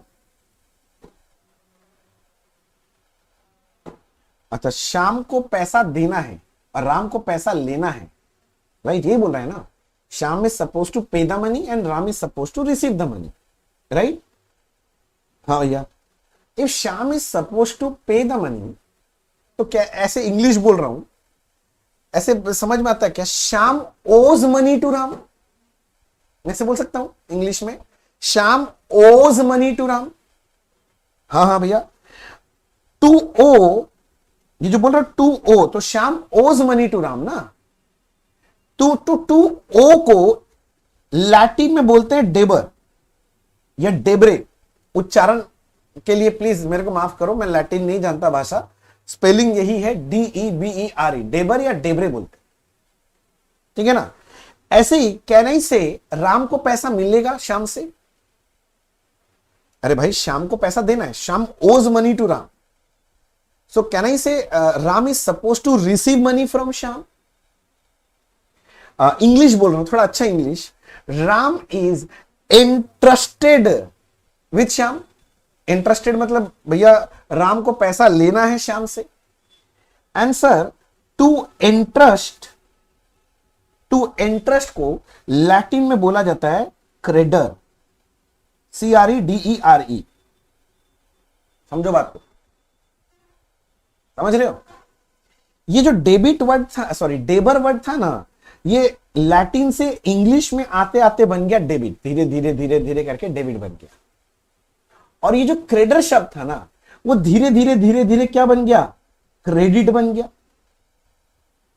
आपको लॉजिक शायद दिखाई दे गया होगा, पता नहीं आपके लिए का मोमेंट बनेगा नहीं, मेरे को तो बहुत मजा आया था जब हमको पहली बार पता चला था। देखो, debit the receiver, credit the giver, debit comes in, credit what goes out, debit all expenses and losses, credit all incomes and gains. बन गया ना रूल। अच्छा और मजेदार बात बताता हूं, डेबिट का शॉर्ट फॉर्म डीआर होता है और क्रेडिट का सीआर, पता है ना, अपने बचपन से अकाउंट्स में लिखते हैं ना। मेरा बचपन का डाउट देखो क्या है, क्रेडिट में तो सीआर है, सी के बाद आर है, किंतु डेबिट में तो कहीं पर भी आर नहीं है, तो डी आर कहां से आ गया भाई? डीई होना चाहिए था डेबिट मेरे हिसाब से। तो अगर क्रेडिट पहला 2 लेटर ले रहे हो सी आर, तो डेबिट का पहला 2 लेटर तो डीई है। अच्छा आर भी लगा रहे हो तो पूरे डेबिट में तो कहीं आर है ही नहीं। आया था क्या कभी बचपन में डाउट? ये पता नहीं आया था क्या नहीं आया था। अगर मेरे जैसा था हो सकता आ गया हो, मेरे को बड़ा डाउट था। किंतु एक्चुअली समझो बच्चे, ये जो शॉर्ट फॉर्म डेबिट और क्रेडिट है ना, ये इंग्लिश वर्ड से नहीं बना है, ये लैटिन वर्ड से बना है। वो लोग कैसे कि बनाया पता है? ये लोग क्या क्या लिया है, जरा ध्यान से देखना और समझना मैं क्या बोल रहा हूं। फर्स्ट लेटर और सेकंड लास्ट लेटर से बनाया है शॉर्ट। सी आर कौन सा समझ या क्रेडिट से। तो डेबिट का कहां से लिया है? ये इतना तरह की डेबिट का भी वही बात है, ये रहा डी और ये रहा आर, डेबिट यहां से बना है शॉर्ट। पता नहीं लगता किसी को मजा नहीं है, किसी के चेहरे में खास हंसी नहीं दिखाई दे रहा। बोलता ना नया कुछ सीखने का एक खुशी, वो खुशी नहीं दिख रहा है यार सबके चेहरे पे। एक उत्सुकता होना चाहिए, कुछ नया सीखने को मिल रहा है यार, ये सब चीज होता है। मतलब हमको अच्छा लगता है, हिस्ट्री भी जानने में अच्छा लगता है। ये आया कहां से भाई? ऐसा कॉन्सेप्ट जागा ही क्यों किसी के मन में? क्या कुछ समझ में आया मैंने जो बताया आपको लॉजिक? तो आगे से कोई बोले ना लॉजिक नहीं है, ऐसे ही होता, रट लो। बचपन में तुम पूछा भी होगा शायद, तुमको तो यही बोला गया होगा, ऐसे ही होता, रट लो, इसके ऊपर क्वेश्चन मत पूछना। पर ऐसा नहीं है बच्चे, लॉजिक है इसके पीछे। अच्छा बोलो जी, हो गया? मैं समझाया कुछ नया आपको? ऐसा लग रहा है कुछ नया सीखने को मिला? मुझे रिप्लाई चाहिए थोड़ा बहुत। नहीं लगा तो ना बोलो, सीखने मिला ना, वेरी गुड। तो कभी भी कोई बोले ना कि उसको अकाउंट बहुत अच्छा आता है, उससे बस ये पूछ लेना, बोला छोड़ सारा अकाउंट, हमको बड़ा बड़ा अकाउंट नहीं समझना है, गोल्डन रूल का लॉजिक बता कैसे आया। फिर देखना दूध का दूध और पानी का पानी वही हो जाए। चलो छोड़ो जी, हम लोग आगे बढ़ते हैं। अब जो बोल रहा हूं थोड़ा ध्यान से देखना। अब मैं बात कर रहा हूं आपका, ये बचपन में आप लोग बनाते थे प्रॉफिट एंड लॉस अकाउंट, बनाया कभी? ट्रेडिंग पीएल अकाउंट या सिर्फ पीएल अकाउंट ऐसे बोले तो। प्रॉफिट एंड लॉस अगर बचपन में कभी बनाया है तो अगर थोड़ा बहुत याद हो तो क्रेडिट साइड में आप लोग सारा इनकम्स लिखा करते थे लाइन से, टक टक टक टक टक टक, नहीं समझा मेरा बात? और डेबिट साइड में सारा एक्सपेंसेस लिखते थे ना हमेशा, सारा खर्चा, सैलरी, रेंट, कमीशन इधर आता था, क्रेडिट साइड में सारा इनकम आता था, हाँ कि ना? और जो डिफरेंस होता था मुन्ना, ये जो डिफरेंस आता था, मान ले इस साइड में आता था, तुम लोग ऐसे लिखता था ना बचपन में, टू नेट प्रॉफिट। कुछ याद आ रहा है बचपन की यादें? हाँ भैया, मेरा क्वेश्चन है, ये जो नेट प्रॉफिट आता था, ये नेट प्रॉफिट किसका हक है? This net profit belongs to whom? Profit का हकदार कौन है? कौन लेके जाएगा ये प्रॉफिट घर? मालिक लेके जाएगा, ओनर। एकदम सही बोल रहे हो। तो मैं बोल रहा हूं this profit belongs to the owner. अच्छा, क्योंकि ओनर को बिलोंग करता था तो याद है बचपन में नेट प्रॉफिट कहां लेके जाते थे? पीएल से कहां लेके जाते थे नेट प्रॉफिट? किसी को याद है?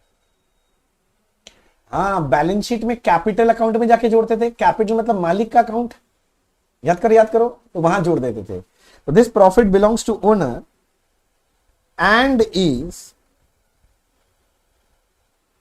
Transferred to capital account. Yes sir कि नो सर? आप मेरे साथ साथ ऐसे एक तो पीएल अकाउंट बनाओ जल्दी से, और मैंने जितना बात लिखा है जल्दी से लिखो, रुकना मत, हाथ नहीं रोकना, पूरा लिखो।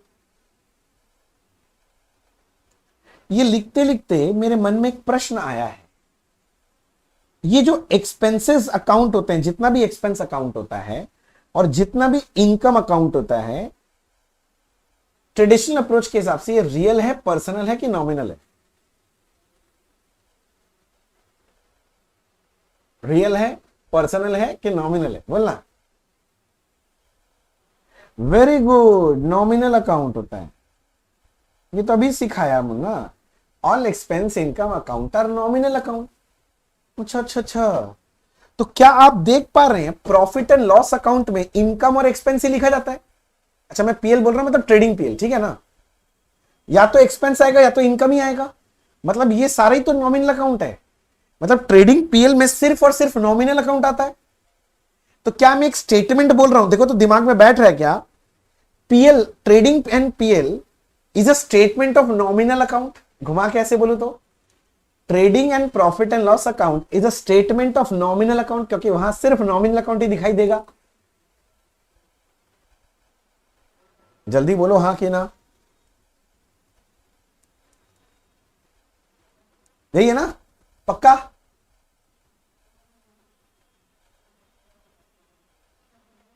चलो यहां तक लिखना हुआ क्या? मैंने जैसे लिख के रखा है ड्राइंग बना के वैसे लिख के रखो, और हो गया हो तो मुझे बताना, क्योंकि मुझे फिर आगे बढ़ना है इन चीजों को लेके। अच्छा अच्छा, पीएल अकाउंट में इनकम और एक्सपेंस आता है, इनकम और एक्सपेंस नॉमिनल अकाउंट ही होता है। तो भैया इसका मतलब पीएल में सिर्फ नॉमिनल अकाउंट ही दिखाई देगा, तो ट्रेडिंग और PL is a statement of nominal account. ठीक है, अब मैं थोड़ा आगे बढ़ता हूं, नेक्स्ट मैं आपसे बात करता हूं इसको लेके। देखो देखो मैं क्या बना रहा हूं, नाम से ही समझ जाएंगे आप। बचपन में बनाया ना, ये क्या है? देख बोलता भी नहीं, पढ़ के भी नहीं बोलता क्या है। बैलेंस शीट फॉर्मेट बना। सच्ची में अगर बचपन गया है आपका ठीक ठाक, तो आपको पता होगा ये साइड में एसेट्स लिखते थे और ये वाला साइड में लाइबिलिटीज। मतलब लेफ्ट हैंड साइड में लाइबिलिटीज, राइट हैंड साइड में एसेट्स। अच्छा, लाइबिलिटी साइड में सबसे पहले आता था कैपिटल, मालिक का अकाउंट। अच्छा, वो जो नेट प्रॉफिट बात कर रहे थे थोड़ा देर पहले, नेट प्रॉफिट, वो कैपिटल में जुड़ जाता है ना, करके टोटल कैपिटल बाहर आता है। बोलो हाँ। अच्छा एक बात मेरे दिमाग में आई, ये जो तुम नेट प्रॉफिट निकाला, ये नेट प्रॉफिट निकाला कैसे? नेट प्रॉफिट आया कैसे? क्या मैं ऐसे बोलूं इनकम माइनस एक्सपेंस करके ही ना आया था?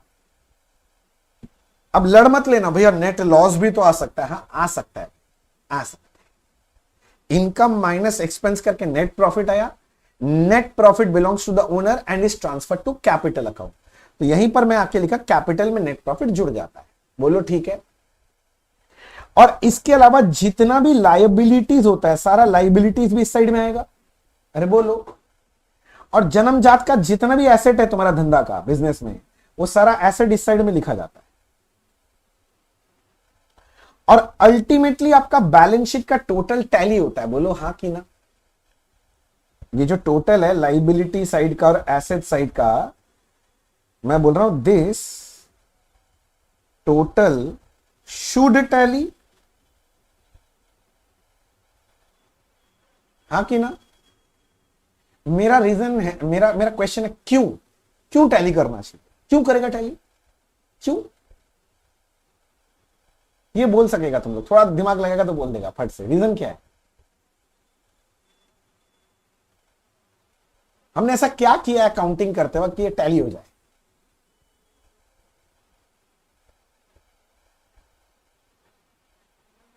रीजन है डबल एंट्री सिस्टम। क्योंकि हम लोग अकाउंटिंग कौन से सिस्टम से करते हैं? डबल एंट्री ना। जितने का डेबिट लिखते हैं उतने का क्रेडिट लिखते हैं। तो यही रीजन है जिसकी वजह से बैलेंस शीट का टोटल टैली होना चाहिए। तो this total should tally due to double entry system, due to double entry system.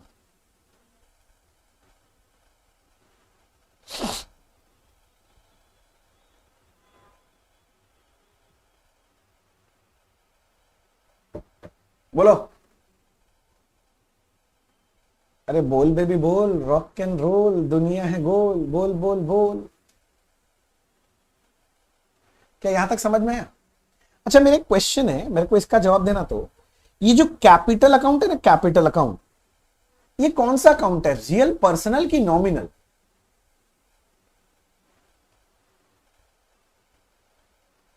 Very good भैया, ये तो पर्सनल अकाउंट होता है, बहुत बढ़िया।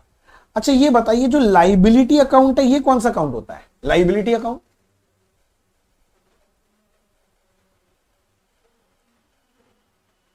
लाइबिलिटी रियल हो सकता है।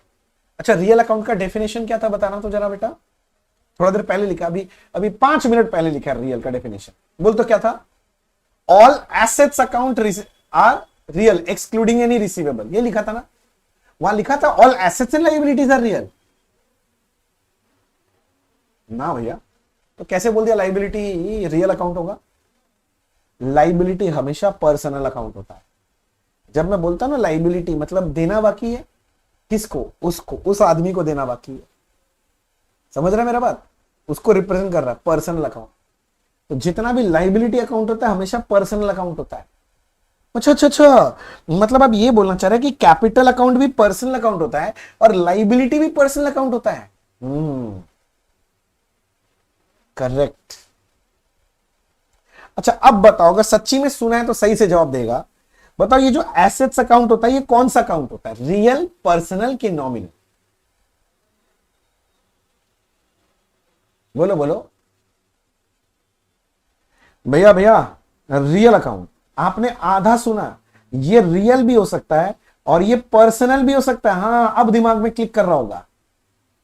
All assets account are real excluding any receivable बोला था मैंने, क्योंकि रीजन बताया था, जो रिसीवेबल है वो एसेट तो होता है मगर वो रियल अकाउंट नहीं होता, वो पर्सनल होता है। एसेट तो होता है मगर पर्सनल।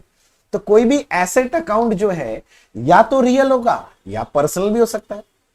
सारा एसेट रियल ही होता है, मगर ऐसा कोई एसेट है जो रिसीवेबल नेचर का है तो वो रियल नहीं, वो पर्सनल अकाउंट में आएगा।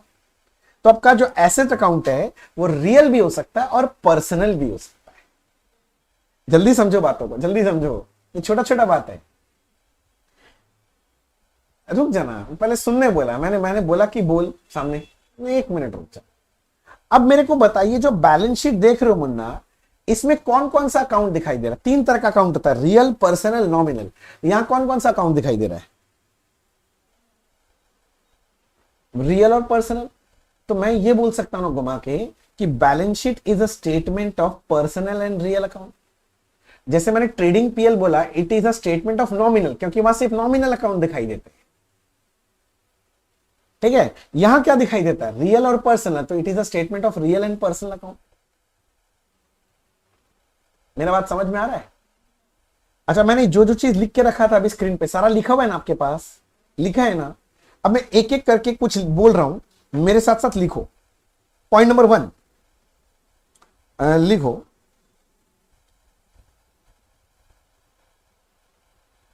All expenses and incomes are nominal account and are recorded in trading and profit and loss account। दूसरा, capital account is personal account and are recorded in liability side of balance sheet। तीसरा, liabilities are personal account and are recorded in liability side of balance sheet। अच्छा balance sheet को short में मैंने B/S लिखा है, ऐसे चलेगा? समझ जाना। फिर चौथा, all assets account are either real account or personal account and are recorded in asset side of balance sheet. पांचवा, trading and profit and loss account is a statement of nominal account. क्योंकि यहां पर nominal account का भरमार रहता है, nominal ही nominal है चारों तरफ। और उसके बाद बोल रहा हूं balance sheet is a statement of real and personal account. देख लो, जल्दी जल्दी देख लो, मेरे को कोई हड़बड़ाहट नहीं है, तुम जल्दी जल्दी देख लो। देखा क्या? जल्दी बोलो, yes sir, no sir, okay sir.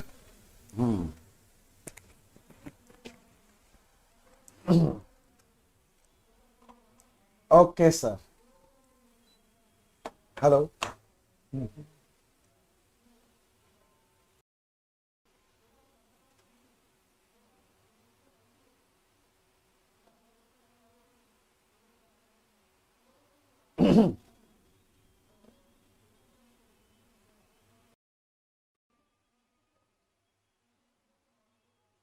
ठीक है सर, एक मिनट रुको। चलिए सर आगे बढ़ते हैं फिर। आ गया, हाँ। चलो बच्चे लोग आगे बढ़ते हैं। अब मेरे को, हाँ, एक बच्चा कुछ पूछ रहा था, वो जरा पूछे तो मेरे से कुछ पूछना चाह रहा था, उस वक्त मैं रुका था उसको। बोल तो बच्चे। हाँ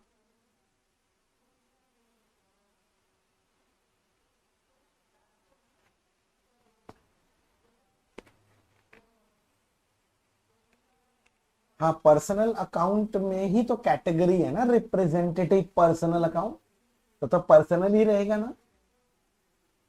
मेरा बात समझ गया? पर्सनल ही है, चाहे वो तुम्हारा लाइबिलिटी नेचुरल पर्सन भी हो सकता है, आर्टिफिशियल भी हो सकता है, रिप्रेजेंटेटिव पर्सन भी हो सकता है, बट होगा वो पर्सनल अकाउंट ही। बात समझो, होगा वो पर्सनल अकाउंट ही। मिला? क्लियर हुआ? अच्छा अच्छा जी, अच्छा, मेरे को आगे बढ़ने दो बच्चे, आगे।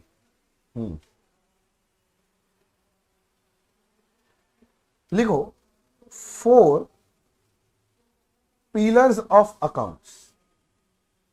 अब आप पहले जितना सुना है उससे भी ज्यादा भयंकर अब वो चाहिएगा, क्या बोलते हैं, कंसंट्रेशन। आपको ज्यादा कंसंट्रेशन चाहिएगा मुन्ना, ये बात आपको बहुत ध्यान से सुनना है।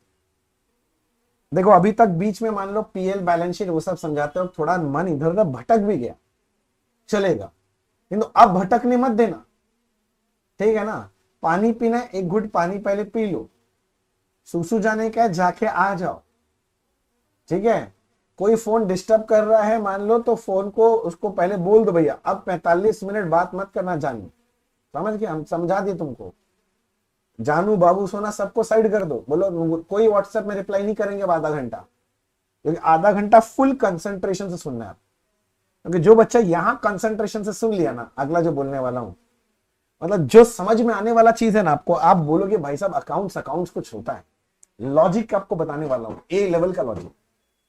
रेडी है सारे बच्चे? पहले बोलो तो ही मैं स्टार्ट करूंगा।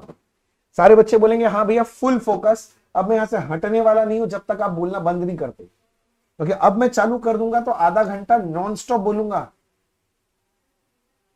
रेडी हैं सारे बच्चे? चलो स्टार्ट करें पक्का? ओके तो सुनो, there are 4 pillars of accounts. जैसे कोई भी बिल्डिंग का 4 पिलर होता है ना, पिलर पर खड़ा होता है बिल्डिंग, वैसे अकाउंट्स का भी 4 पिलर है जिसपे पूरा अकाउंट्स टिका है। जानते हो 4 पिलर क्या है? एक होता है एसेट्स, एक होता है लाइबिलिटीज, साथ साथ लिख लेना, एक होता है इनकम और एक होता है expense. So what are the 4 pillars of accounts? There are 4 pillars of accounts. Number 1, asset. Number 2, liability. Number 3, income. And number 4, expense. So these are the 4 pillars of accounts. बोलो क्लियर हो गया बात? अब मैं आपसे क्वेश्चन पूछता हूं, उसका जवाब दो। Types of transaction. ट्रांजैक्शन कितना तरह का होता है? चलो मैं बताता हूं। Transactions are of 2 types. एक मैं बोलूंगा, दूसरा आप बोलोगे। Number 1, cash transactions. दूसरा कौन सा होता है? जल्दी बोलो। Non cash transaction. Very good. एक कैश ट्रांजैक्शन और एक होता है नॉन कैश ट्रांजैक्शन। एक बच्चा लड़ रहा है मेरे से, बोला भैया क्रेडिट ट्रांजैक्शन होता है। Credit transaction is one of the type of non cash transaction. बात पकड़ो, credit transaction is one of the type of non cash transaction. एक कैश है वो तो क्लियर ही हो गया। दूसरा बोल तो क्रेडिट लिखने के लिए मैं क्यों नहीं लिखता हूं, मैं आपको समझाता हूं। क्रेडिट मतलब होता है उधार, राइट? तुम बचपन से अकाउंट्स पढ़ा हुआ बच्चा है तो तुम बताओ डेप्रिसिएशन का जर्नल एंट्री क्या होता है? बताओ। डेप्रिसिएशन अगर करते हैं किसी फिक्स एसेट पे, जर्नल एंट्री क्या करता है? बताओ। Very good. Depreciation debit to fix asset. बताओ क्या ये कैश ट्रांजैक्शन है? नहीं भैया। अच्छा तो इसका मतलब क्रेडिट होगा। क्रेडिट होगा। देख जैसे ही तुम बोले ना क्रेडिट, खुद को ही अच्छा नहीं लगा। छी, क्रेडिट कैसे बोलते हैं भैया? तो कैसे नहीं है। क्रेडिट मतलब तो उधार होता है, उधार का कोई बात नहीं है। तो इसका मतलब क्रेडिट बोलना सही नहीं है, इसको नॉन कैश बोलना सही रहेगा। कैश नहीं है तो नॉन कैश। ऐसे ही भैया एक एग्जांपल लेके क्या बोलते हैं और बताइए। अरे एग्जांपल का कमी थोड़ी ना भाई जिंदगी में। ये लो ना, बैड डेट का एंट्री बोलो। किया बचपन में अकाउंट, बैड डेट का एंट्री बोलो। Very good. Bad debt account debit to debtor बोलो। कैश ट्रांजैक्शन तो नहीं है, तो चलो क्रेडिट बोल दो। ना भैया, क्रेडिट बोलने में तो शर्म आ रहा है हमको, खुद को ही अंदर से कैसा फील नहीं हो रहा, क्रेडिट तो हो ही नहीं सकता।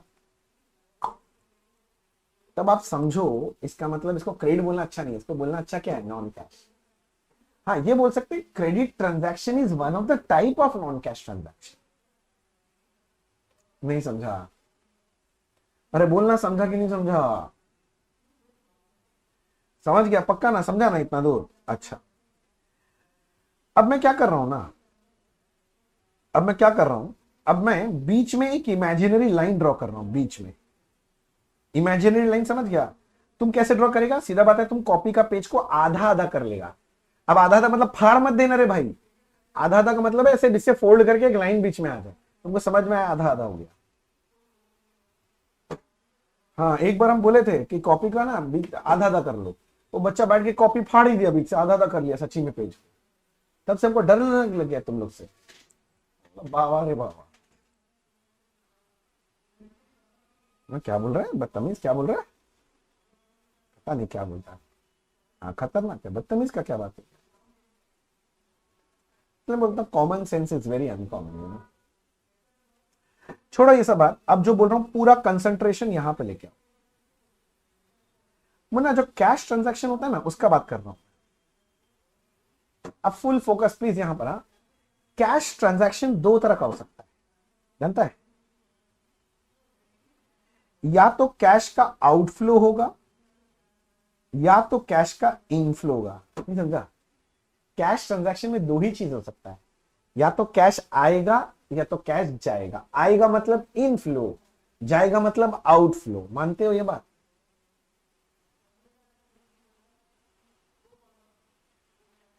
रिप्लाई आते रहना पड़ेगा ये सब जगह पर, बिना रिप्लाई के आगे बढ़ना मेरे लिए बहुत मुश्किल हो जाएगा। अच्छा क्या मैं आउटफ्लो को पेमेंट बोल सकता हूं? आउटफ्लो पैसे का बाहर जाना मतलब मैं पेमेंट करूंगा, और इनफ्लो का मतलब पैसा आना, मतलब रिसिप्ट है ये अपना। क्या ये लाइन से, ये वर्ड से रिप्लेस कर सकता हूं? Payment and receipt. अच्छा मैं एक छोटा सा चीज पूछता हूं, मेरे को बता, ये आउटफ्लो और इनफ्लो का मैक्सिमम रिलेशन क्या हो सकता है? मतलब मैं समझाता हूं, मैक्सिमम रिलेशन मतलब ज्यादा से ज्यादा आउटफ्लो जो है वो इनफ्लो के बराबर हो सकता है कि इनफ्लो से ज्यादा भी हो सकता है। मतलब समझो, मेरे पास कैश आया 100 रुपया, सो ज्यादा से ज्यादा आउटफ्लो 100 रुपया हो सकता है कि 100 से ज्यादा भी कर सकता है। तुम्हारे पॉकेट में अगर 100 रुपया इनफ्लो आया है तो आउटफ्लो मैक्सिमम कितना का होगा तुम्हारे पॉकेट से? 100 रुपया कि 150 रुपया हो जाएगा? 100 रुपया। मैक्सिमम रिलेशन यही है कि outflow can maximum to maximum be equals to inflow. Outflow can never be more than inflow. बोलो हाँ कि ना। अब एक बच्चा खतरनाक, वो बोलता है भैया हम बचपन में बैंक ओटी पढ़े थे, बैंक ओवरड्राफ्ट, हम लोग जब पैसा जितना डाले थे उससे ज्यादा निकाल सकते हैं, हो सकता है भैया आउटफ्लो ज्यादा। तो भैया वो बैंक का ट्रांजैक्शन है, कैश का बात कर रहा हूं तुमसे, ज्यादा ज्ञान उधर मत दो हमको, कैश का बात कर रहा हूं। अगर पॉकेट में 100 रुपया मिलना तो ज्यादा से ज्यादा कितना आउटफ्लो हो सकता है? 100 ही हो सकता है।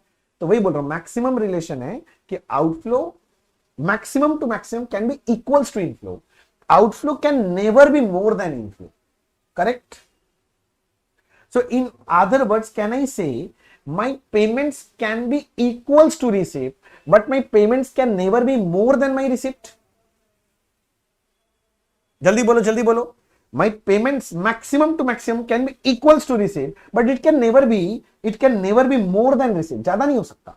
बात पकड़ो, ठीक है? अब मेरा क्वेश्चन ये आता है कि why do we do payment? हम लोग पेमेंट करते क्यों है? कोई भी पेमेंट जो जिंदगी में आप करते हो, करते ही क्यों हो? Why do we do payments? हाँ, और कुछ बोलना चाहता है? एकदम सही बोल दिया, एकदम पिन पॉइंट हिट किया। हम लोग, अच्छा पेमेंट करके क्या आता है मेरे पास? अगर मैं किसी को पेमेंट करता हूं कुछ, तो मेरे पास क्या आएगा? आ सकता है गुड सर्विस आ सकता है। तो जो तुम बोल रहे हो ठीक बोल रहे हैं, तो इसका मतलब तुम ये बोल रहा है वी, हाँ एकदम सही बोला, we do payment to buy goods and services. यही बोला ना तुम? हम लिख दिया, एकदम सही बोला बच्चे। वी डू पेमेंट, क्यों करते पेमेंट? या तो कोई गुड्स मिलेगा सामने से, या तो कोई सर्विस मिलेगा। अब दूसरा क्वेश्चन जिसका जवाब तुम पहले दे दिया, मेरा अगला क्वेश्चन होता था why do we buy goods and services. चलो इसका कोई जवाब दे पाएगा? वैसे दे दिया था एक बच्चा, why do we buy goods and services. हम लोग गुड्स एंड सर्विस खरीदते क्यों है? ऐसा क्या है?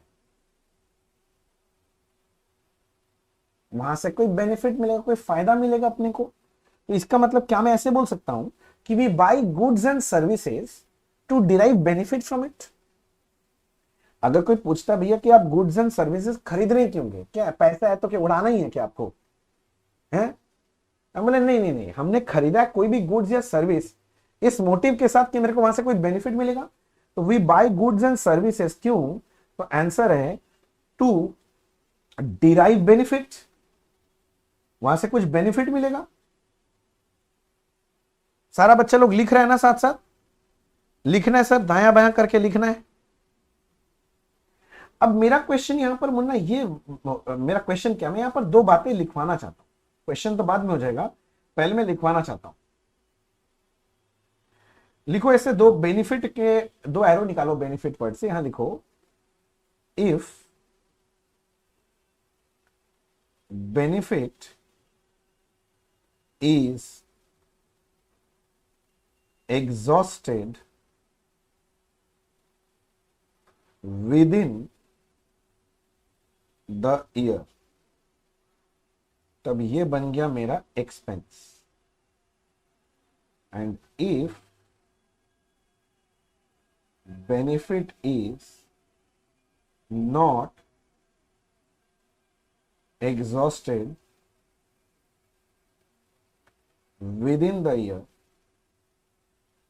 but will be exhausted future में, तो ये बन गया मेरा एसेट। नोटिंग करो जल्दी से नोटिंग करो इस बात को।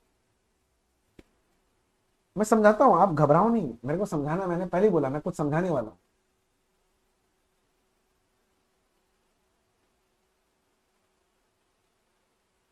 लिखना हो जाए तो बस मुझे एक बार बता दीजिएगा, इन्फॉर्म कर दीजिएगा कि भैया लिखना हो गया।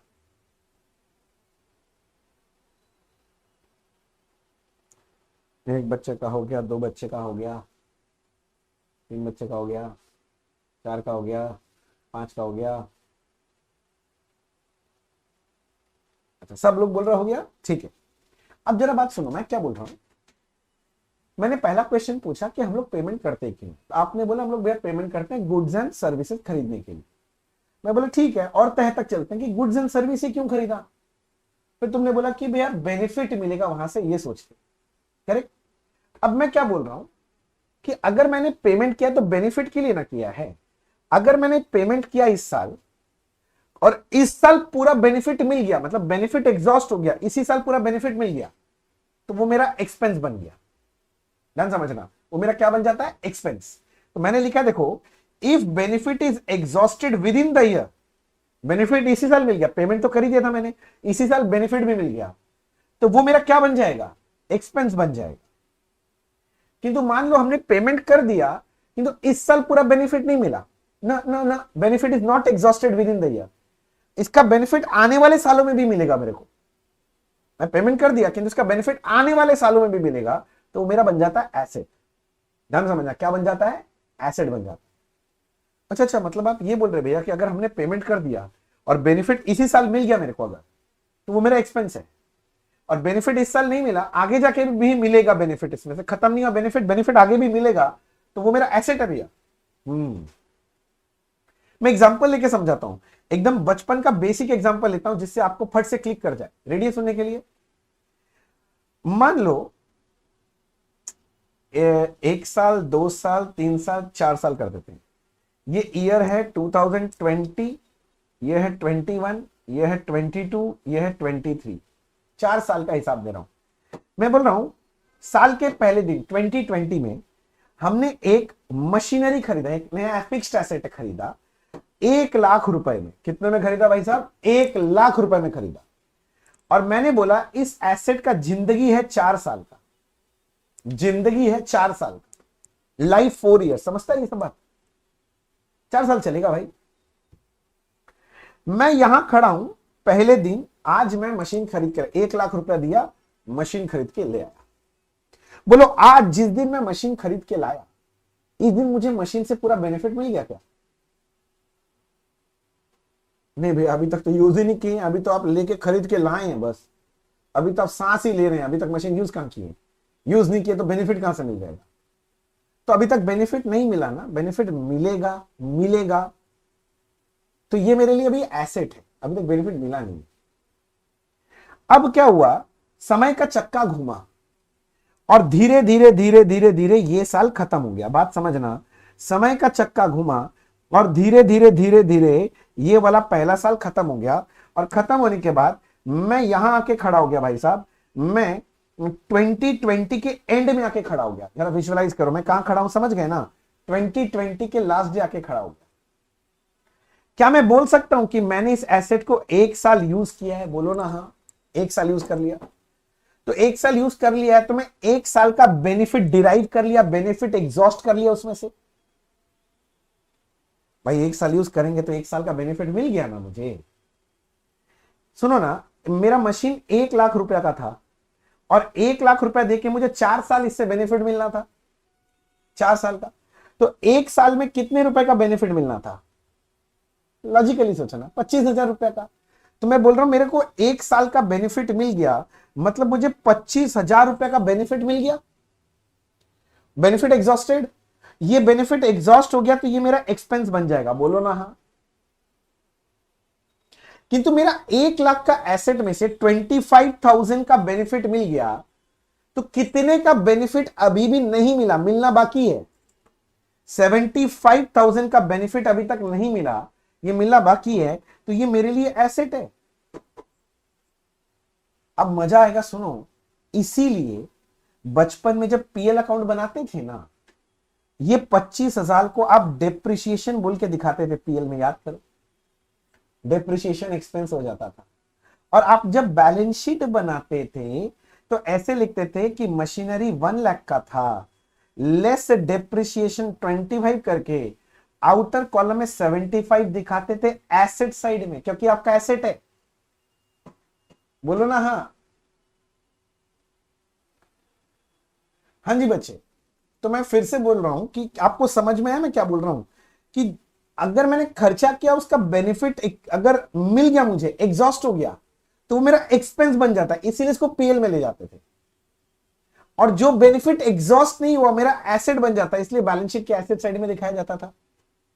जल्दी पकड़ो बात को और मेरे को रिप्लाई करो जल्दी से, क्या आपको ये बात समझ में आया कि नहीं आया? बस इतना रिप्लाई कर दो, क्या आपको ये बात समझ में आया कि नहीं आया? हाँ भैया आ गया, आ गया, पक्का आ गया ना? अच्छा बहुत बढ़िया। अब सुनो मैं क्या बोलता हूं। तो इसका मतलब क्या ये बात समझ में आ रहा है क्या, कि अगर मैं पेमेंट कर रहा हूं तो उसका बेनिफिट अगर विद इन द ईयर अगर मिल गया तो वो एक्सपेंस बन जाएगा, और इस साल नहीं मिला आने वाले सालों में मिलेगा तो मेरा एसेट बनेगा। सो can I say payment will give rise to two things. शब्दों पे ध्यान देना, payment will give rise to two things, मतलब अगर आप पेमेंट करते हो दो ही चीज हो सकता है। मैं क्या बोल रहा हूं, जो पेमेंट है ना, पेमेंट, तो पेमेंट इज इक्वल्स टू आपके जिंदगी में क्या होगा, या तो एक्सपेंस है या तो लाइबिलिटी, सॉरी एसेट। नहीं समझा? आपने कोई भी जिंदगी में पेमेंट किया तो या तो वो आपका एक्सपेंस बनेगा या तो वो एसेट ही बनेगा, दो ही चीज हो सकता है, तीसरा कुछ हो ही नहीं सकता। सोचो,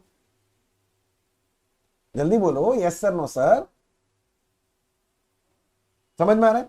तो मैं ये बोल रहा हूं, तो इसका मतलब मैं जो पेमेंट शब्द है, पेमेंट शब्द है, इसको अगर मैं रिप्लेस कर दूं एसेट प्लस एक्सपेंस से, तो आपको क्या कोई दिक्कत है? Because payment is equals to asset plus expense. अभी प्रूव किया ना, if I am doing payment either it will become my expense और it will become my asset. So payment is equals to asset plus expense, तो payment की जगह मैंने लिखा asset plus expense. बोलो हाँ। पक्का समझ में आया सारे बच्चों को? अब मैं बात कर रहा हूं मुन्ना रिसिप्ट के बारे में, रिसिप्ट। अब मैं बात कर रहा हूं मुन्ना आपसे रिसिप्ट्स के बारे में, रिसिप्ट्स। रिसिप्ट समझ गया? मतलब पैसा मिलेगा, हमको पैसा मिलेगा तो क्या होगा फिर? अगर मेरे को कोई पैसा देगा तो मेरे को उसको बेनिफिट देना है। जैसे तुम लोग बोला कि हम पेमेंट करते हैं तो हमको बेनिफिट मिलेगा, रिसीवर ऑफ बेनिफिट, राइट? तो अगर हमको पैसा मिलेगा तो मुझे को बेनिफिट देना पड़ेगा। मैं बोल रहा हूं if we receive money we need to give benefit. जल्दी पकड़ो बात को, मुझे बेनिफिट देना पड़ेगा। पैसा मिलेगा तो बेनिफिट देना पड़ेगा सामने वाले को। आप मेरे को फीस दोगे तो मेरे को आपको बेनिफिट देना ही पड़ेगा ना, इन टर्म्स ऑफ नॉलेज, राइट? मतलब ये आपका वाला एग्जांपल जल्दी पकड़ में आ जाता है हम लोग को, पता नहीं क्यों। बाकी एग्जांपल टाइम लगता है, अब जानते हैं स्टूडेंट लोग टीचर लोग को किस नजरिए से देखता है, मैं जानता हूं बढ़िया से। लेकिन ये हंसी आया ना जो, ये और समझ में आ रहा है। अच्छा, अब मैं यहां पर भी बेनिफिट के लिए ना ऐसे दो लाइन ड्रॉ कर रहा हूं, दो जगह मैं कुछ लिख रहा हूं, आप भी लिख लो, फिर मैं समझा दूंगा।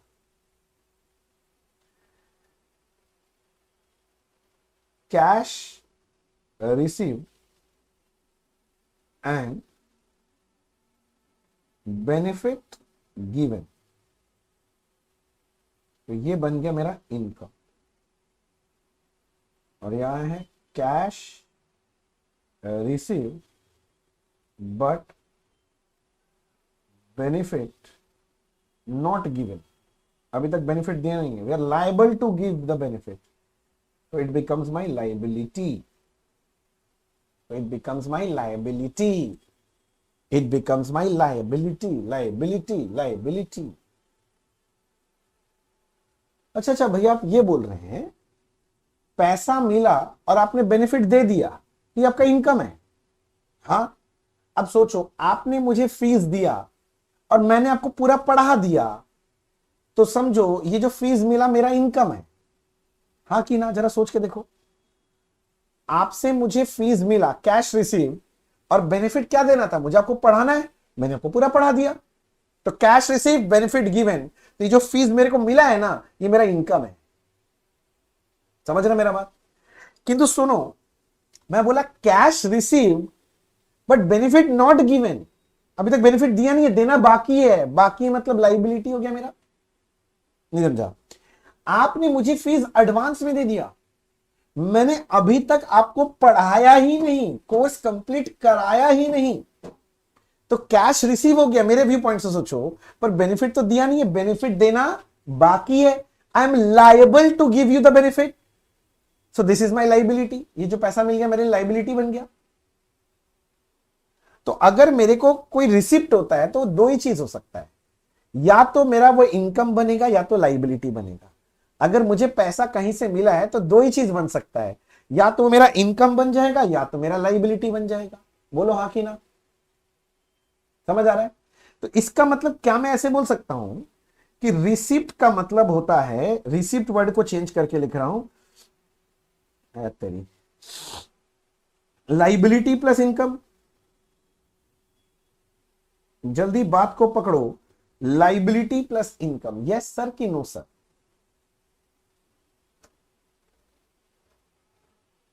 Yes sir.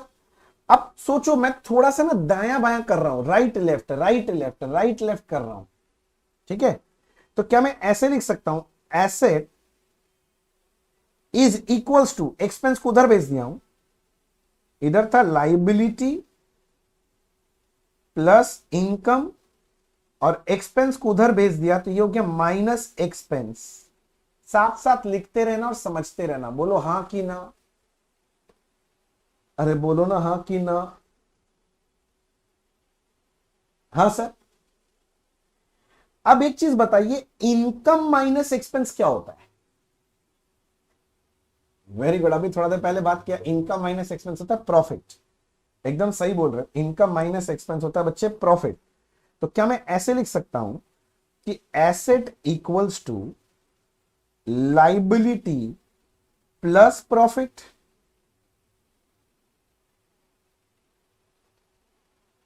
Yes sir no sir? लिखते रहना साथ साथ। अच्छा, 10 मिनट पहले तुम लोग बोल रहा था दिस प्रॉफिट बिलोंग्स टू हूं, दिस प्रॉफिट बिलोंग्स टू हूं। मुन्ना तू मेरा वीडियो पहले देख रखा है इसलिए पहले आंसर निकल जा रहा है, थोड़ा रुक जा। हाँ, मैं बोल रहा हूं this profit belongs to who, owner. और इसीलिए this profit is transferred where, in which account? Capital में। तो मैं ये बोल रहा हूं प्रॉफिट जो है ना अल्टीमेटली तो कैपिटल अकाउंट में ट्रांसफर होगा।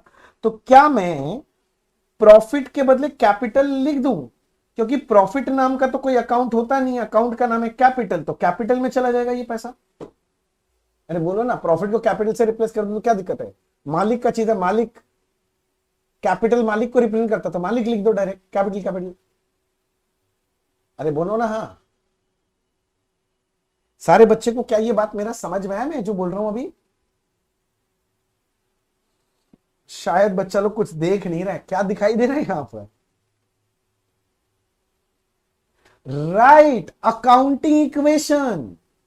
जिसको अभी तक दिखाई नहीं दे रहा है थोड़ा लेफ्ट राइट कर लो। अरे कुछ नहीं, हमने लिखा है देखो उस साइड में capital plus liability is equals to, इस साइड में क्या है एसेट, और इसको हम लोग बोलते हैं अकाउंटिंग इक्वेशन।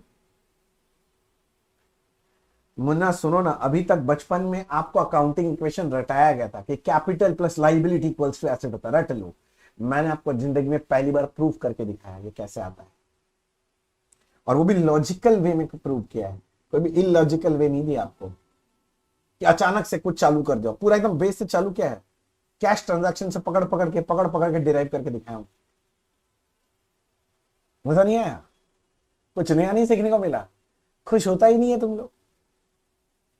हाँ 3-3 सेकंड का वो देखने वाला शॉर्ट्स देखने वाला बच्चा लोग को क्या मजा आएगा, ऐसे करने का था ना 3 सेकंड मजा नहीं आ रहा है, 3 सेकंड मजा नहीं आ रहा है, 3 सेकंड बस, कंसंट्रेशन नहीं है ना।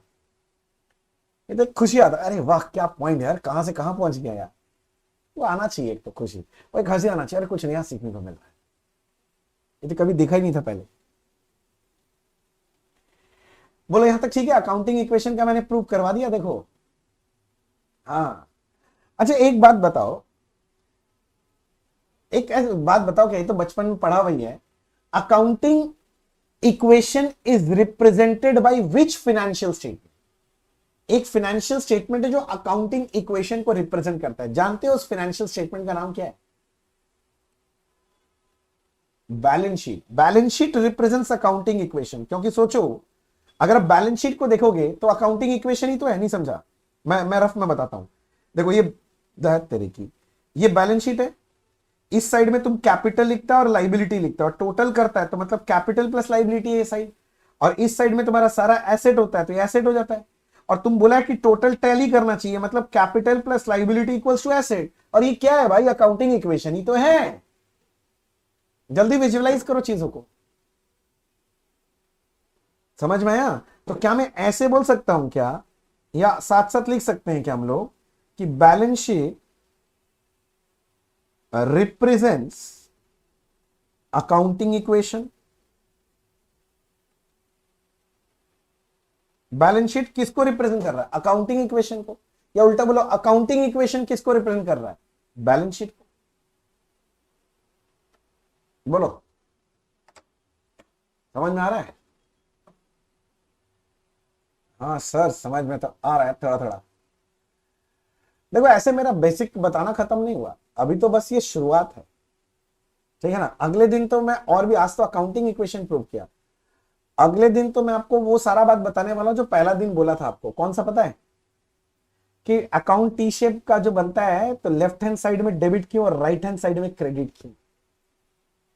एसेट का एक्सपेंस का डेबिट बैलेंस क्यों होता है, लाइबिलिटी और इनकम का क्रेडिट बैलेंस क्यों होता है?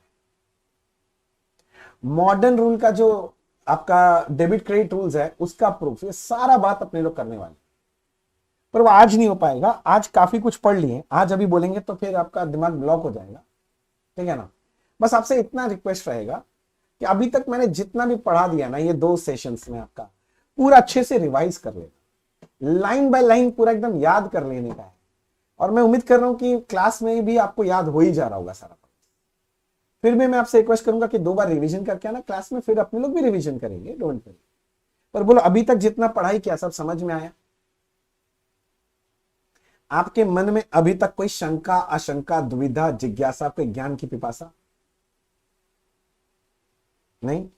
तो एक काम करते, फिर आज इतना ही रखते हैं, आप पूरा रिवाइज करके फिर अगले दिन मिलेंगे, क्योंकि टाइम खत्म हो गया, मेरा चेहरा देखेगा सारा बच्चा, फिर 2 मिनट ज्यादा पढ़ा देंगे तो आज इतना ही रखते हैं, अगले दिन फिर मिलेंगे। Thank you so much, bye bye.